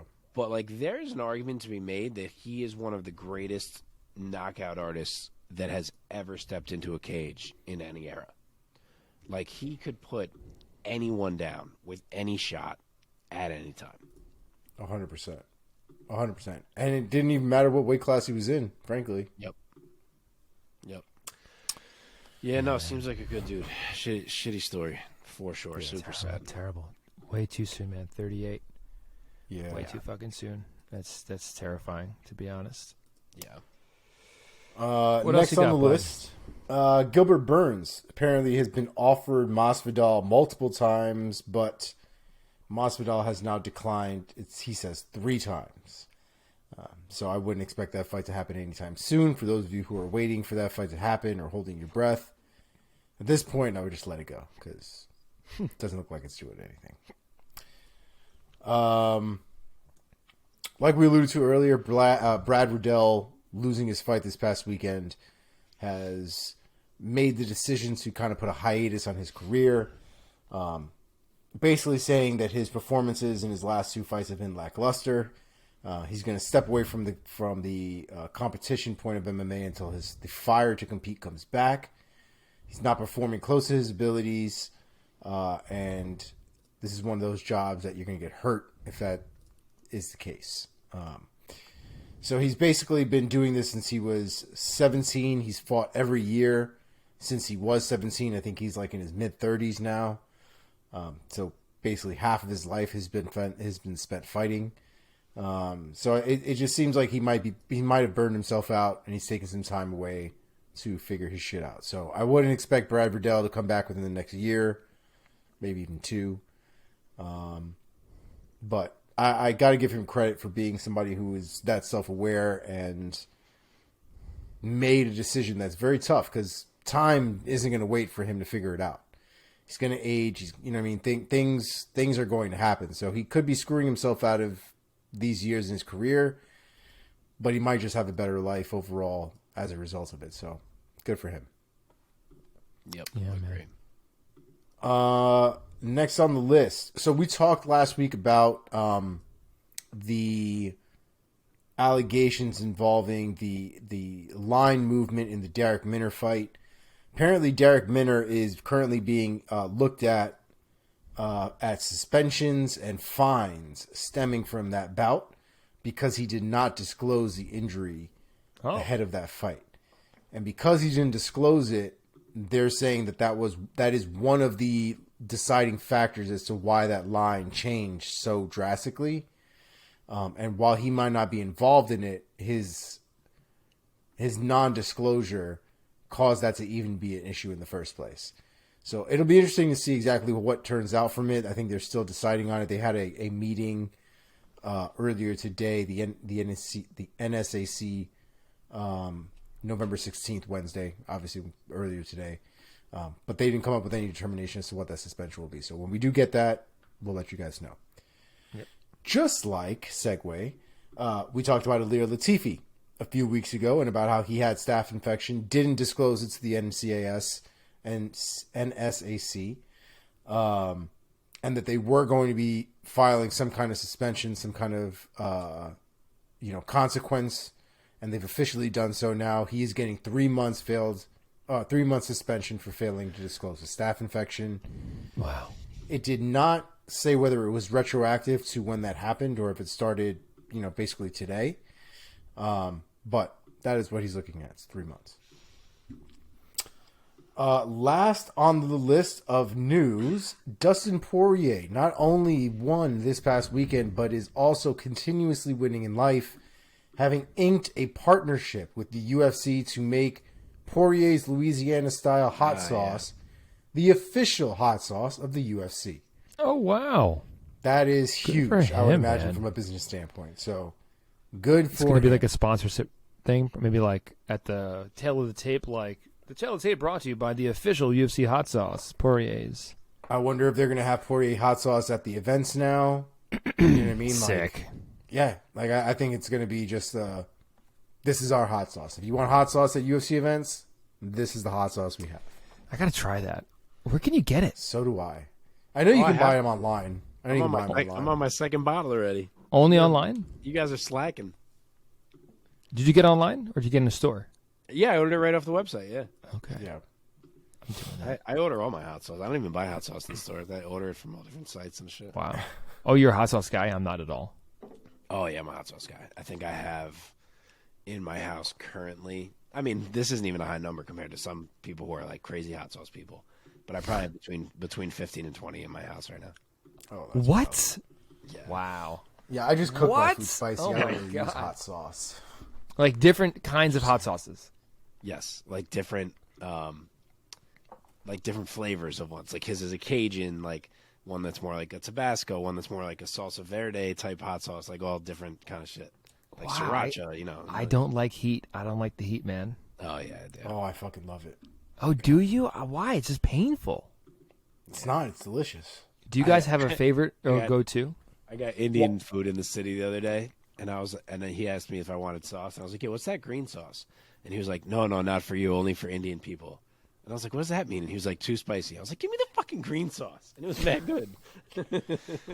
Do you have a go-to or a favorite hot sauce? Oof.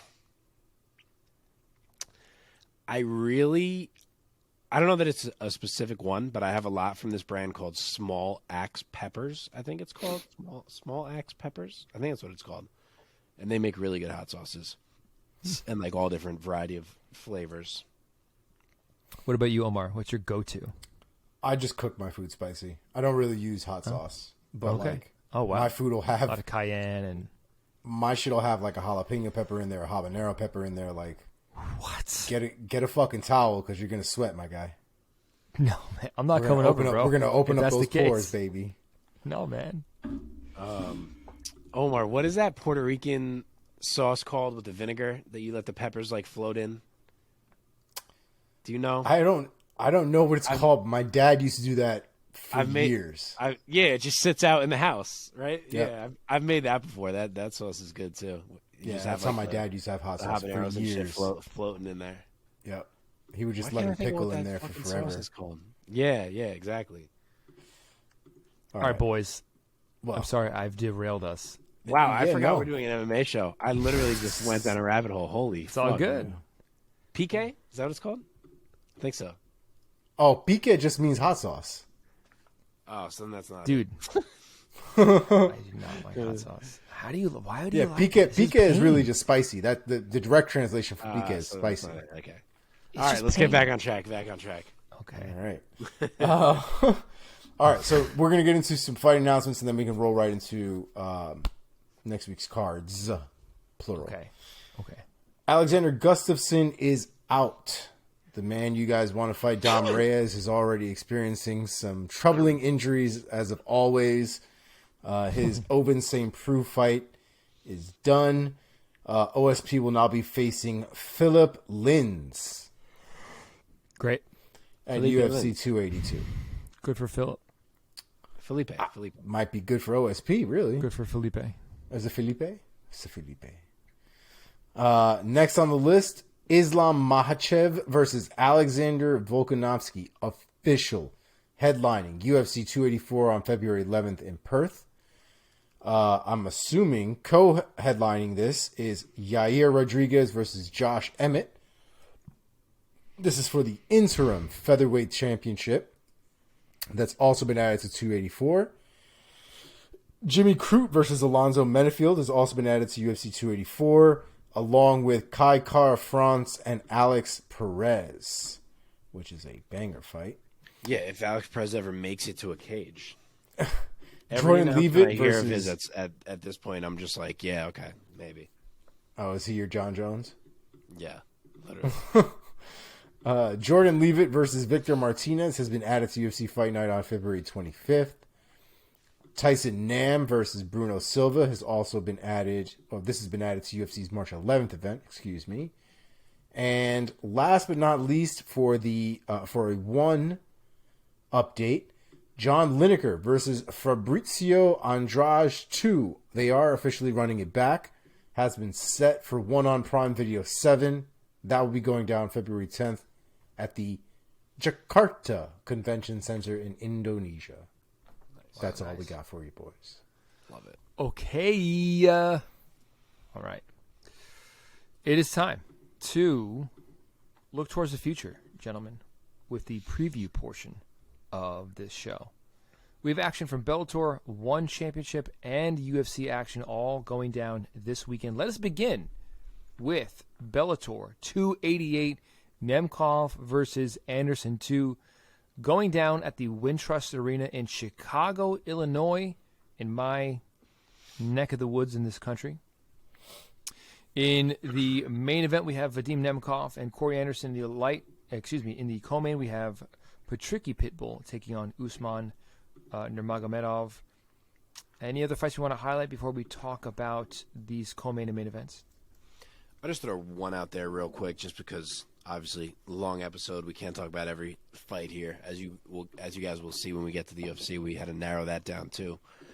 But just the one worth mentioning is the feature fight, which is Daniel Weichel taking on a debuting Timur Khizriev, who is 11-0 at this point, and definitely a guy with some hype coming in. He is favored over Weichel. Weichel has kind of been the guy for Bellator. He's been around for a while, obviously beating a bunch of dudes. He's almost like that litmus test of if you are going to matter in that division.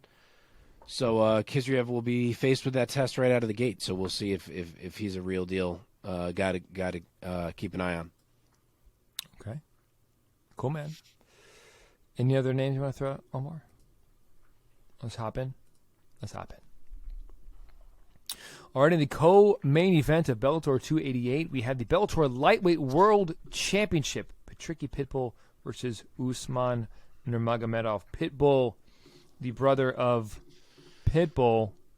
Thanks, guys, for having the same nickname. Not confusing at all, ever. The 36-year-old out of Natal, Brazil, coming off of a win against Peter Weili back in November of 2021. He is 24-10 as a pro, 16 knockouts, 7 decisions. He will be standing across from the Russian Usman Nurmagomedov, the 24-year-old out of Dagestan. 15-0 as a professional. He is undefeated. 8 knockouts, 5 submissions, 2 decisions. Never been defeated in any way, shape, or form. Omar, let me start with you. Give us your take and your impression of this lightweight matchup for the title. I don't know if it's a comparison bias or not, but I've never been super high on Patricky. I've been more of a fan of Patricio. And I do think Patricky is somebody who can be beat, somebody who can be controlled. And Usman, I think, is I think he's young. I think he's obviously an up-and-comer. He doesn't have nearly as many fights under his belt as Pitbull does. But I think he's got the tools to do it. I think he's going to be able to take him down. I think he's going to be able to use his wrestling to control the fight. And I think Pitbull's going to do a lot more trying to find a submission than he'll need to, and spend a lot of that time losing the fight as opposed to trying to get back up and trying to get back into the fight. So I'm going to go with Nurmagomedov by unanimous decision. Mark? Okay, so Usman is a huge favorite as the challenger here. He is minus 625. Oh, that's crazy. It's a bit wild considering, yes, he's 15-0, but he's beaten like one relevant guy, which is Chris Gonzalez in his last fight. So it's a little wild, but I get it because the talent is very obviously there, and I am going to pick him as well. Oh, sorry, and Pitbull's plus 425 on the other side. But yeah, I'm going to pick him as well. He's got a big shot here to kind of potentially become like one of the new faces of the organization for Bellator, and I think that he will. He's 4 inches taller than Patricky, which is significant. He's only got 1 inch of reach, which is interesting, but definitely the bigger guy. And yeah, I kind of agree with what Omar said. Like, Pitbull's a good fighter.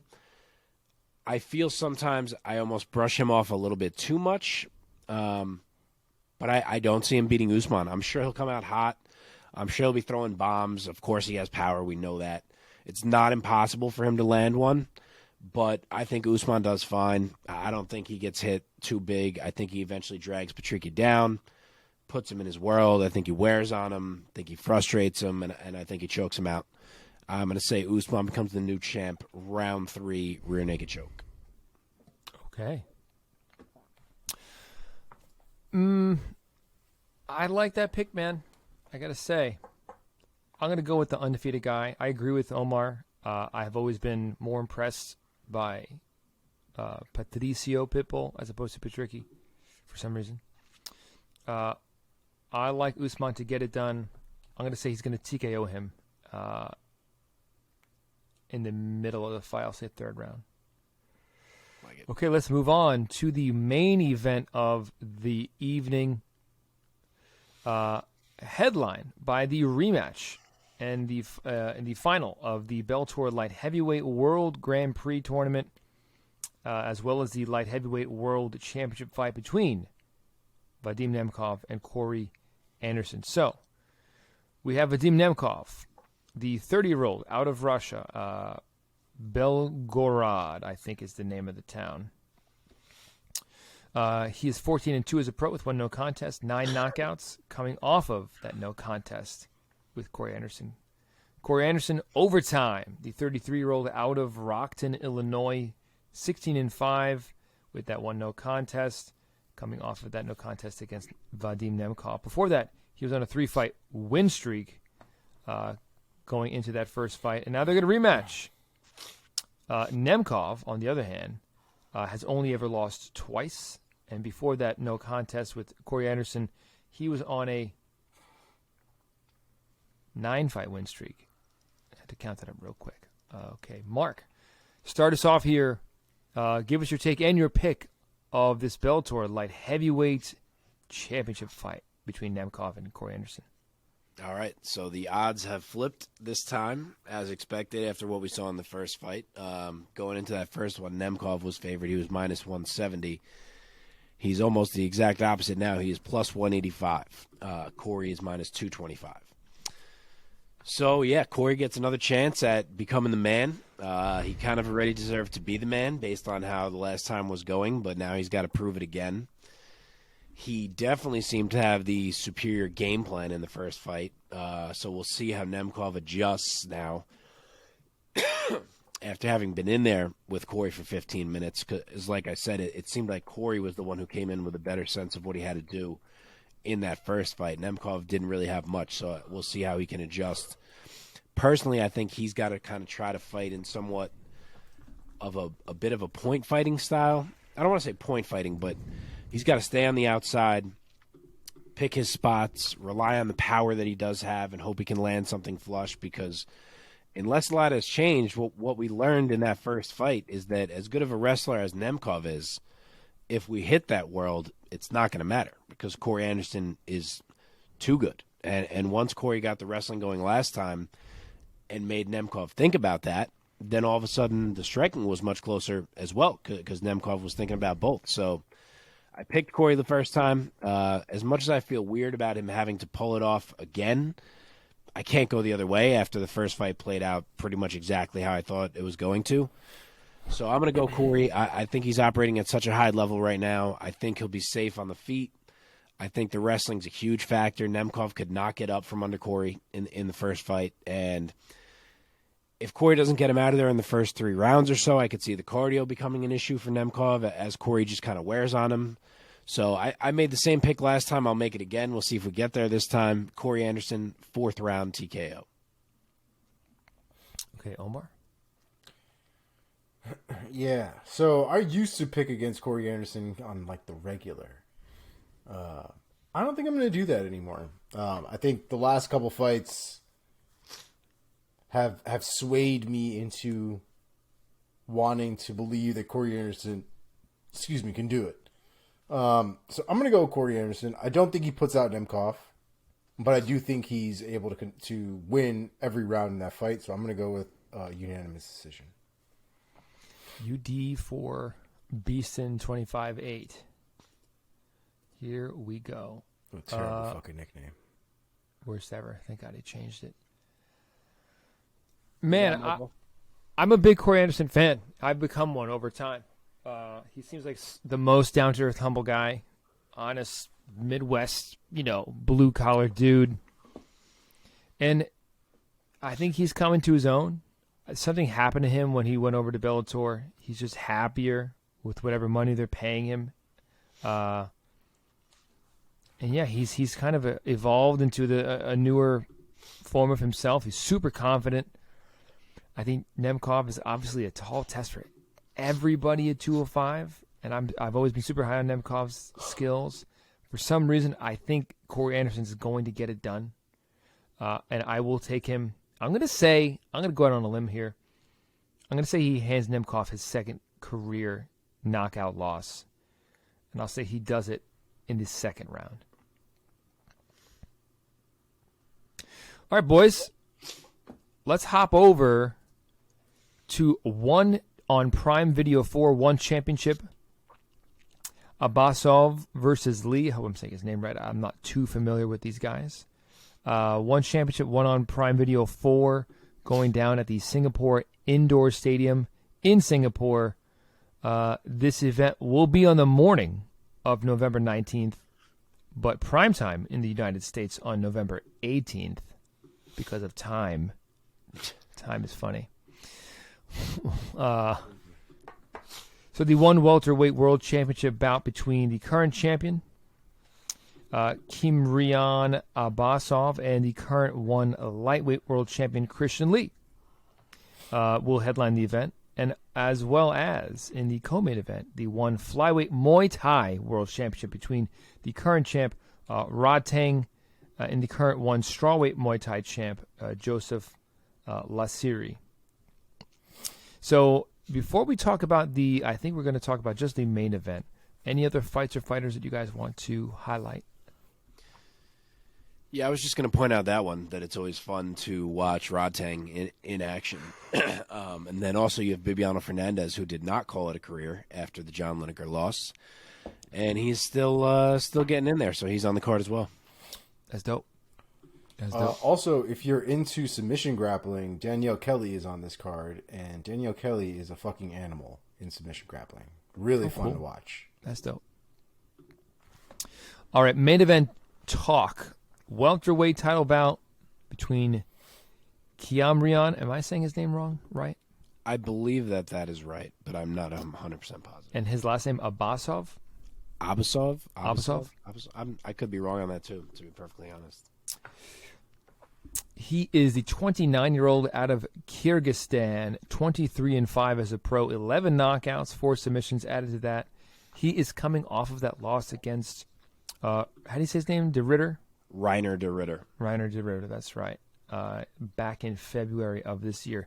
He will be standing across from Christian Lee, the Warrior, 24-year-old Canadian out of British Columbia, 16-4 as a pro, 11 knockouts, 4 subs, never been knocked out himself. He's only been subbed once, and he's coming off of back-to-back fights with Ray Yoon Ok. Dropped the first one, won the second one. Mark, let me start with you. What are your impressions of this main event title fight for one on Prime Video 4 between Lee and Abasov? Okay, so pretty tight odds here. Abasov defending his belt. He is minus 160 as the favorite. Christian Lee coming up is plus 130. So this one was kind of shocking to me. I don't know if anyone else saw this coming with Christian Lee trying to become a double champ, but I did not. And he moves up in weight to try to take the welterweight title here from Abasov. Meanwhile, Abasov is a guy who just tried to move up and fight for the middleweight title against Reiner de Ritter. So the last 2 fights for these two guys were one at middleweight and one at lightweight. So they don't seem to be quite the same size humans. But I think it was only 1 inch of height difference when I looked. You can never find reach for guys in one, which is infuriating. So I don't know. We will see.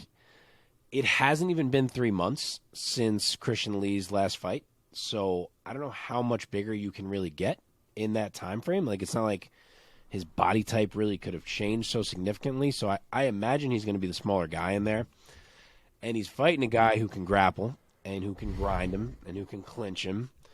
So the size is going to be a real factor in those moments, and Abasov is more than capable. He even had Renato in some trouble before he got caught in that fight by the absurd grappling that the Ritter brings to the table.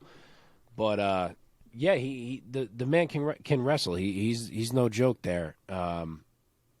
So we'll see if he can lean on being the bigger fighter. But I think I'm going to roll with the underdog here because Christian Lee's footwork is so good, and he's the faster fighter, and he's a great scrambler. So it could go the other way, but I'm going to guess that he can avoid some of these clinch situations and scramble enough to keep this thing on the feet.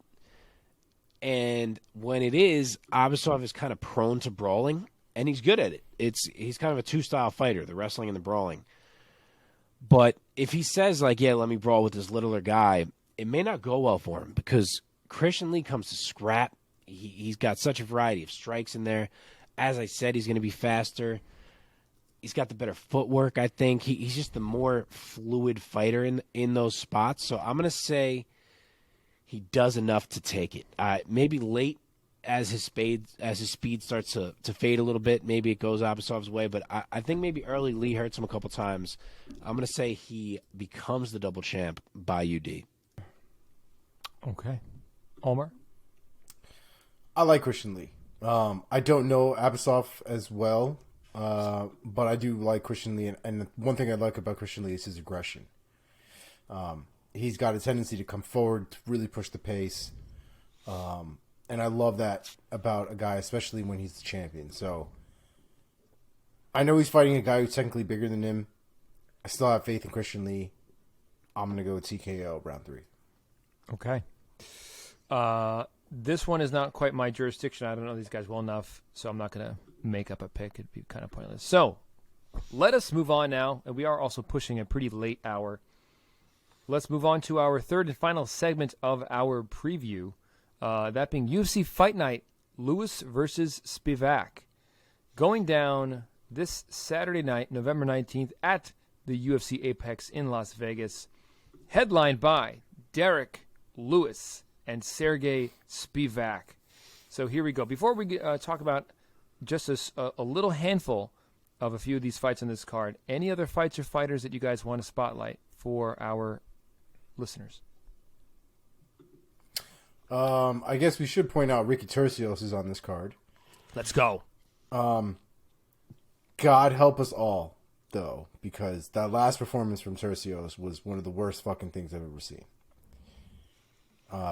Hopefully that's not the case again. We get something a little bit more entertaining, something that warrants him having become Ultimate Fighter champion. But, yeah, he's a good one to look out for, as well as Brady Highstand. He's another one coming out of tough that I think has some good potential. Okay. Yeah, I was going to note him as well. He's the man who lost the tough finale to Ricky Turcios, and he's a guy who I always thought had what was obviously a lot of skill. He was just kind of raw. So I like to see that after he lost that tough finale to Turcios, he took like more than a year off before taking his next UFC fight. So I'm very curious to see what kind of improvements he has potentially made. Hopefully he has made improvements, unlike Turcios, who made de-improvement, whatever the opposite of improvement is. And then the other one I'll note, again, we had to narrow this down. There's so much on the show tonight, so we're only going to preview 4 fights. So there's one other that's kind of high level is Jennifer Maia versus Marina Moroz. I think that could be a really interesting fight and definitely has some implications. Yeah, absolutely. All right, well then, our first fight we're going to hop into in the opening the main card in the welterweight division, Jack Della Maddalena against Danny Roberts. Maddalena from Australia, 12-2 as a pro. His 2 losses were his very first 2 fights, which means he's on a 12-fight win streak, 1 on the Contender Series, and now 2-0 in the UFC. He'll be standing across from Danny Hot Chocolate Roberts, out of England, 35 years old, 18-6 as a pro. Looking to get back in the win column because his last fight he lost to Francisco Trinaldo. Omar, let's start with you. Give us your take and your pick of this fight.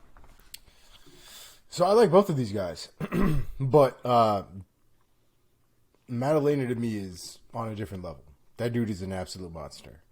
As much as I like Danny Roberts, I just think he's going to end up getting run over. I think the pressure is going to be too much. I think he's going to be on his back foot most of the time, and I think he's going to catch up with him. I'm going to go with Madalena, KO, round 2. Nice. Mark? All right, so Jack is a big favorite. He's minus 550. Danny Roberts is plus 400. I'm going JDM all day here. I don't know if he goes by JDM, but I'm fucking going with it. I have been big on the Della Maddalena bandwagon since his debut. He has not given me even a shred of a reason to consider getting off. He's looked incredible in his UFC run thus far.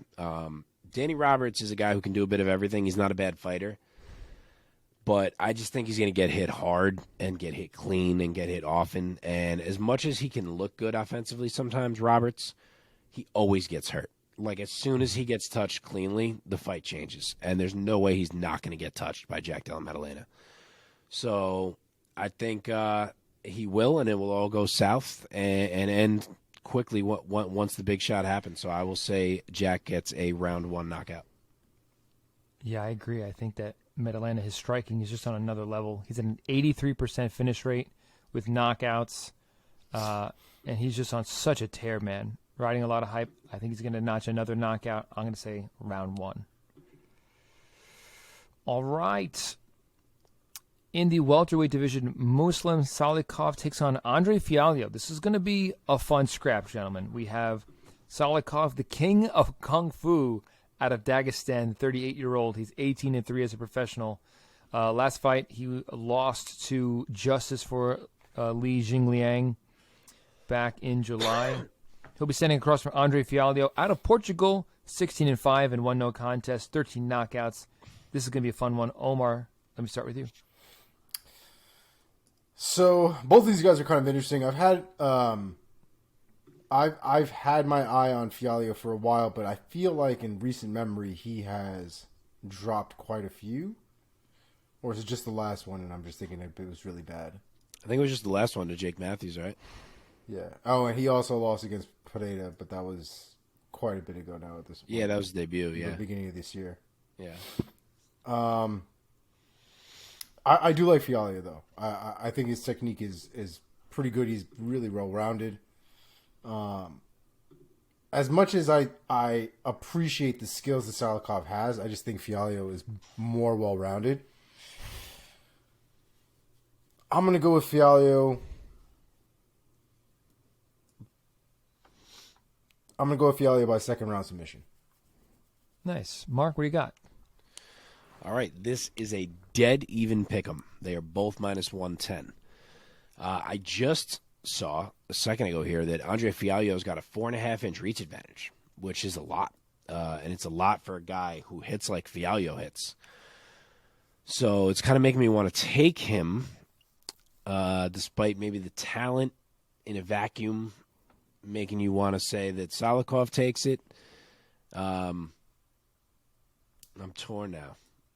I mean, so there's going to be a lot of kicks coming Fialho's way from Salikov for sure. King of Kung Fu, obviously. And my other concern in taking the Fialho is if Salikov turns to the wrestling, because he's not afraid to do it if he needs it, and he has shown that he's capable there. But I said this last time Salikov fought. I kind of think we got him in the UFC a bit too late. I think he's kind of starting to show signs of going down the other side already and aging a bit. So, yeah, I'm going to go Fialho. Maybe he's not at quite a high enough level. Maybe the striking he's going to get a little outclassed. Obviously, we know that's possible from what Jake Matthews just did to him. But I'm going to go with him. I think that 4-inch reach advantage is a lot. I think he's a tough guy. He's going to hang in there, and I think he can find a big one. So I'll say Fialho puts Muslim down in an exchange, round 2 TKO. Oh, I like that pick. I like it so much. I'm going to make a slightly different pick. I'm going to say that it's going to be a back-and-forth war, but I've always liked the striking of Fialho. I love his boxing. I'm going to say he finds a TKO in round 3, but it's going to be a really nice fight. All right, in the light heavyweight division, Ion Cutelaba, the maniac from Moldova, takes on Kennedy Nzechukwu.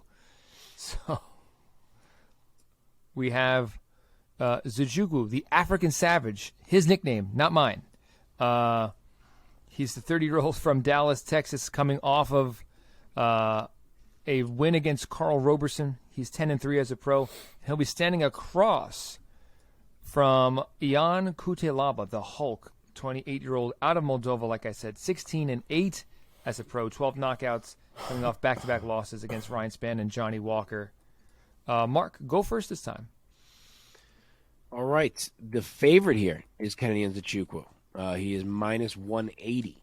Ion Cutelaba is plus 145. So, as always, in Kennedy Nzechukwu fights, he is a monster. He's going to have a 4-inch height advantage and an 8-inch reach advantage, which is friggin' huge. I was just saying how big 4.5 is. 8 is ridiculous. It's going to be interesting. Kennedy is a big, big boy. He's starting to put it together a bit more. Whenever you watch him fight, you can always see the potential. He's always kind of just had, like, he looks a bit tentative at times. He makes bad decisions at times, things like that. But the skill is in there. He has been leveling up a bit lately, it seems. But at least in the last fight with Roberson, that was more so with the wrestling that he leaned on. And I'm not sure if that works against a monster like Cutelaba is. Just with the power and the strength and how good his own wrestling is. So, as much as I could see it, because Nzechukwu is one of these guys, like, it happens in MMA sometimes where, like, the level up happens and you're like, I should have known that was going to happen. Like, it feels like we could be at that point where it's like, wow, he figured it out. But I'm going to go against him. I think that at least what we've seen from him so far, he strikes me as the kind of guy that Iwan bum rush can kind of work against. Like, he loves to put that on people. Sometimes they break, sometimes they don't. I think it can kind of work here. I think he can dump Nzechukwu, put it on him on top. Maybe it gets to the next round. I'll say round 2 TKO Cutelaba. Wow. Nice. Omar. For me, the expectation is Cutelaba winning. And I think if Cutelaba doesn't win, I think we're probably going to see him potentially with some walking papers. I think his best chance of winning it is really to knock him out.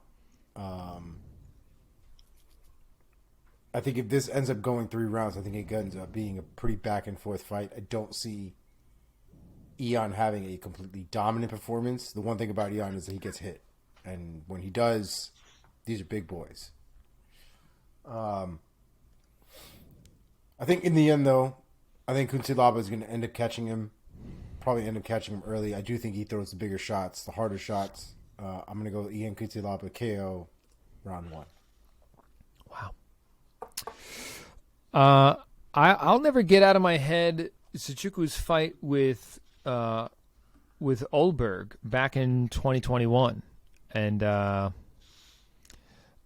think this is going to be a back and forth fight, but I think that Nzechukwu he's gained a lot of confidence from fight to fight, and I just see him getting the better of Cutelaba. I think he's going to be surprisingly durable, and I mean Cutelaba is very durable too, but I just see Nzechukwu getting Cutelaba out of there.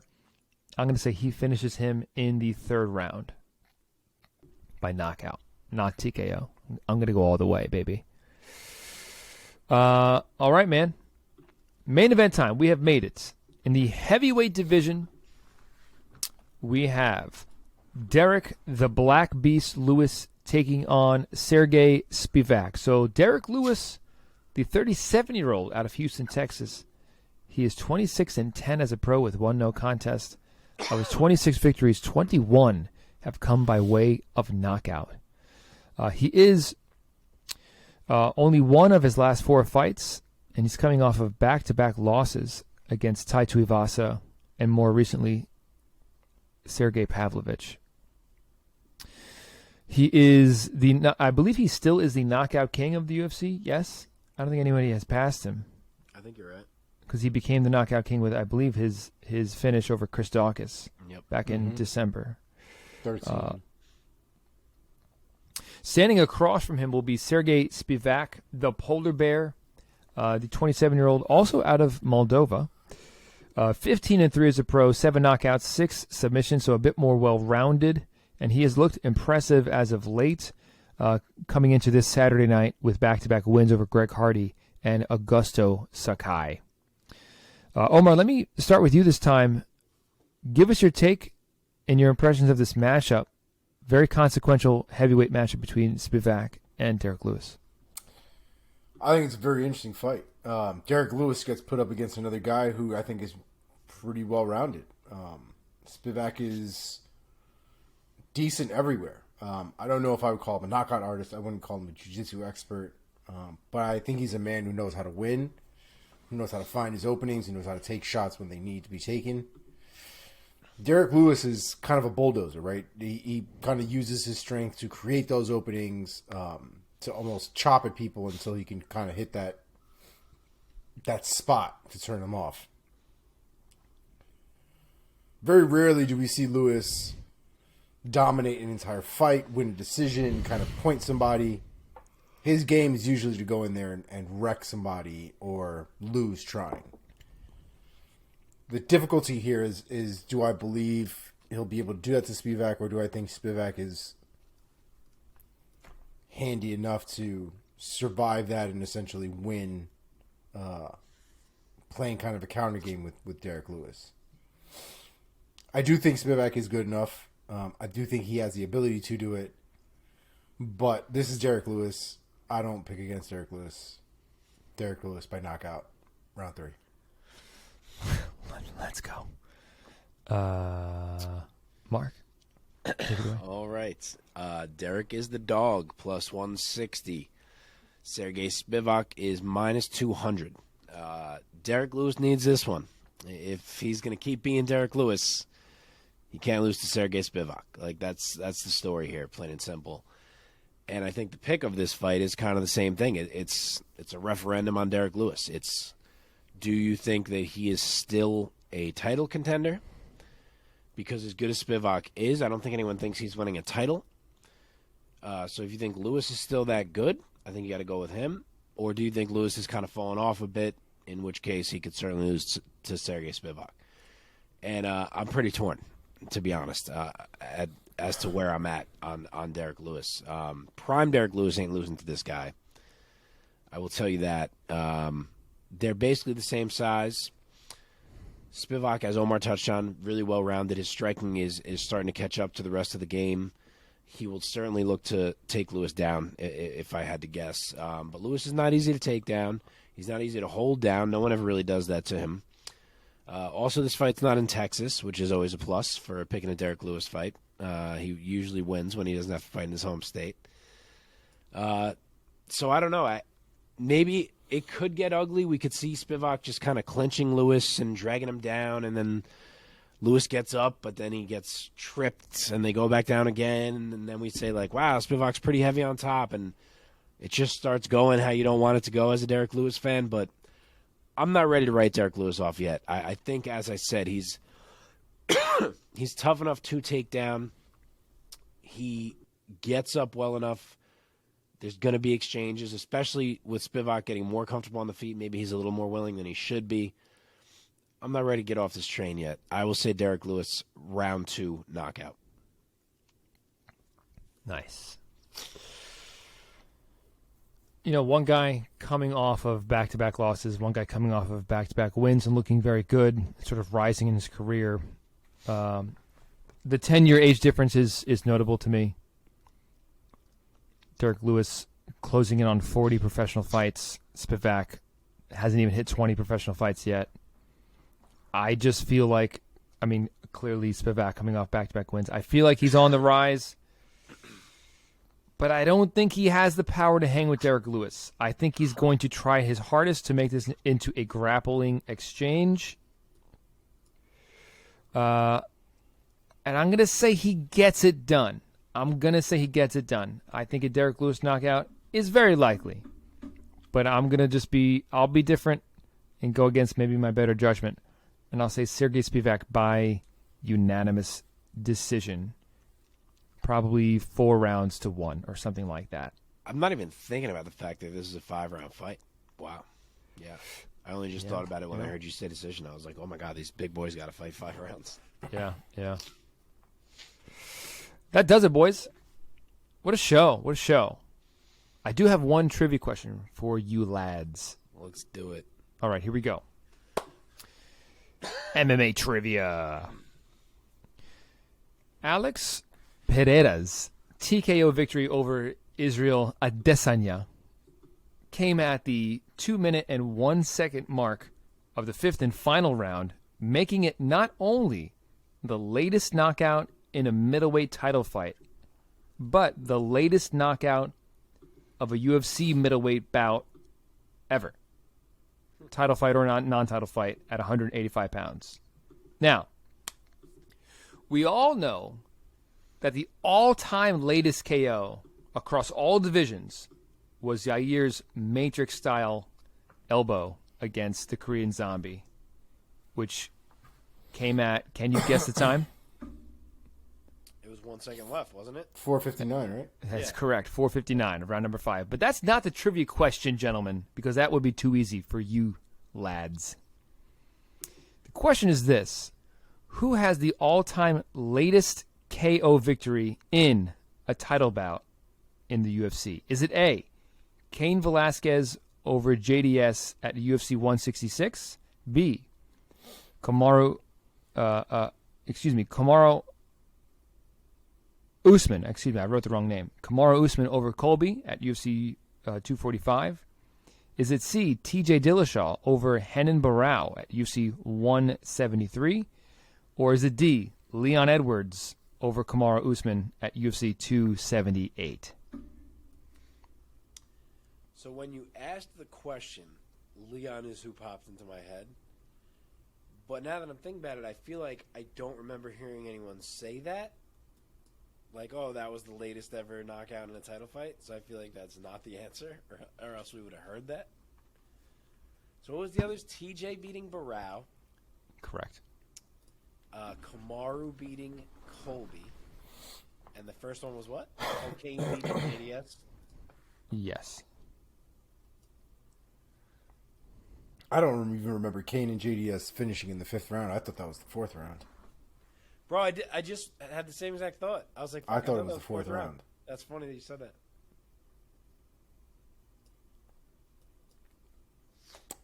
I'll just say Leon.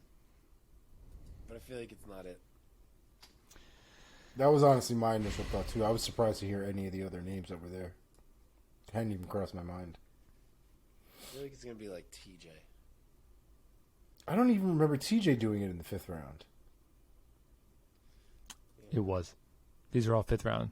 That's fucking crazy. I don't remember all this being in the 5th round. All right, what is it? We both said Leon. The answer is B, Kamaru Usman Really? defeating Colby Covington. How much time was left when that happened? Leon's and Kamaru's were very close. So Leon head kicking Kamaru came at 4:04 of round 5 in their fight. Kamaru 4:04 into the round. That is correct. 58 Yes. seconds left in the fight. Okay. Uh, I mean 56 seconds. I can't do that. 56, yeah. Kamaru Usman TKOing Colby Covington came. The referee stopped the fight at 4:10. Oh, wow. You know what? It's now that I'm thinking about it, I do remember thinking like, "Oh, we were so close to the end. Like, why stop it? He's all right." I do remember that now that you're saying this. All right. I have a trivia question for you guys. Oh, I never Let's remember to do bring it. One. I gotta fucking get one of these days. All right, guys. So this past weekend, Alex Pereira obviously won a belt, and we had talked about it amongst ourselves, wondering if the time it took for him to join the UFC last November, up until the time he's won the belt this November, a year, is that the quickest reign or the quickest path to the title shot in UFC history. Turns out it's not even fucking close. And I have for you guys the top 5 quickest runs to the title shot from UFC debut to title. Mm-hmm. I'm going to give you 5 names, and I'm going to give you 5 ranges of time, and you are going to match them together. Okay, but like, what about people like Ronda Rousey, who won the title in her debut? Like, does that count? It does not. Okay. It does not. I thought about this, actually. It does not. Okay. Yeah. So, like, people like Aldo, for example. Right. Who kind of came in with the belt. He doesn't count. So I have someone in my head who I think is the answer. I don't know if it's right, but I have someone. Okay. Here we go. So, the list of dates, or the list of days, I should say, are 287 days. Oh, I gotta fucking like write this down or some shit. I'm gonna put it in the chat, actually. All right, that works. So 287 days, 261 days, 231 days, 113 days. Wow, 113. Jesus. And our number 1 is 108 days. Fuck. Those are both quicker than the person I'm thinking of. Maybe the person I'm thinking of is the third one. Those are fucking quick. Who the fuck? The choices you have here are Joanna and Jacek, Rampage Jackson, Holly Holm, Really?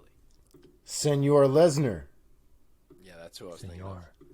and the Spider himself.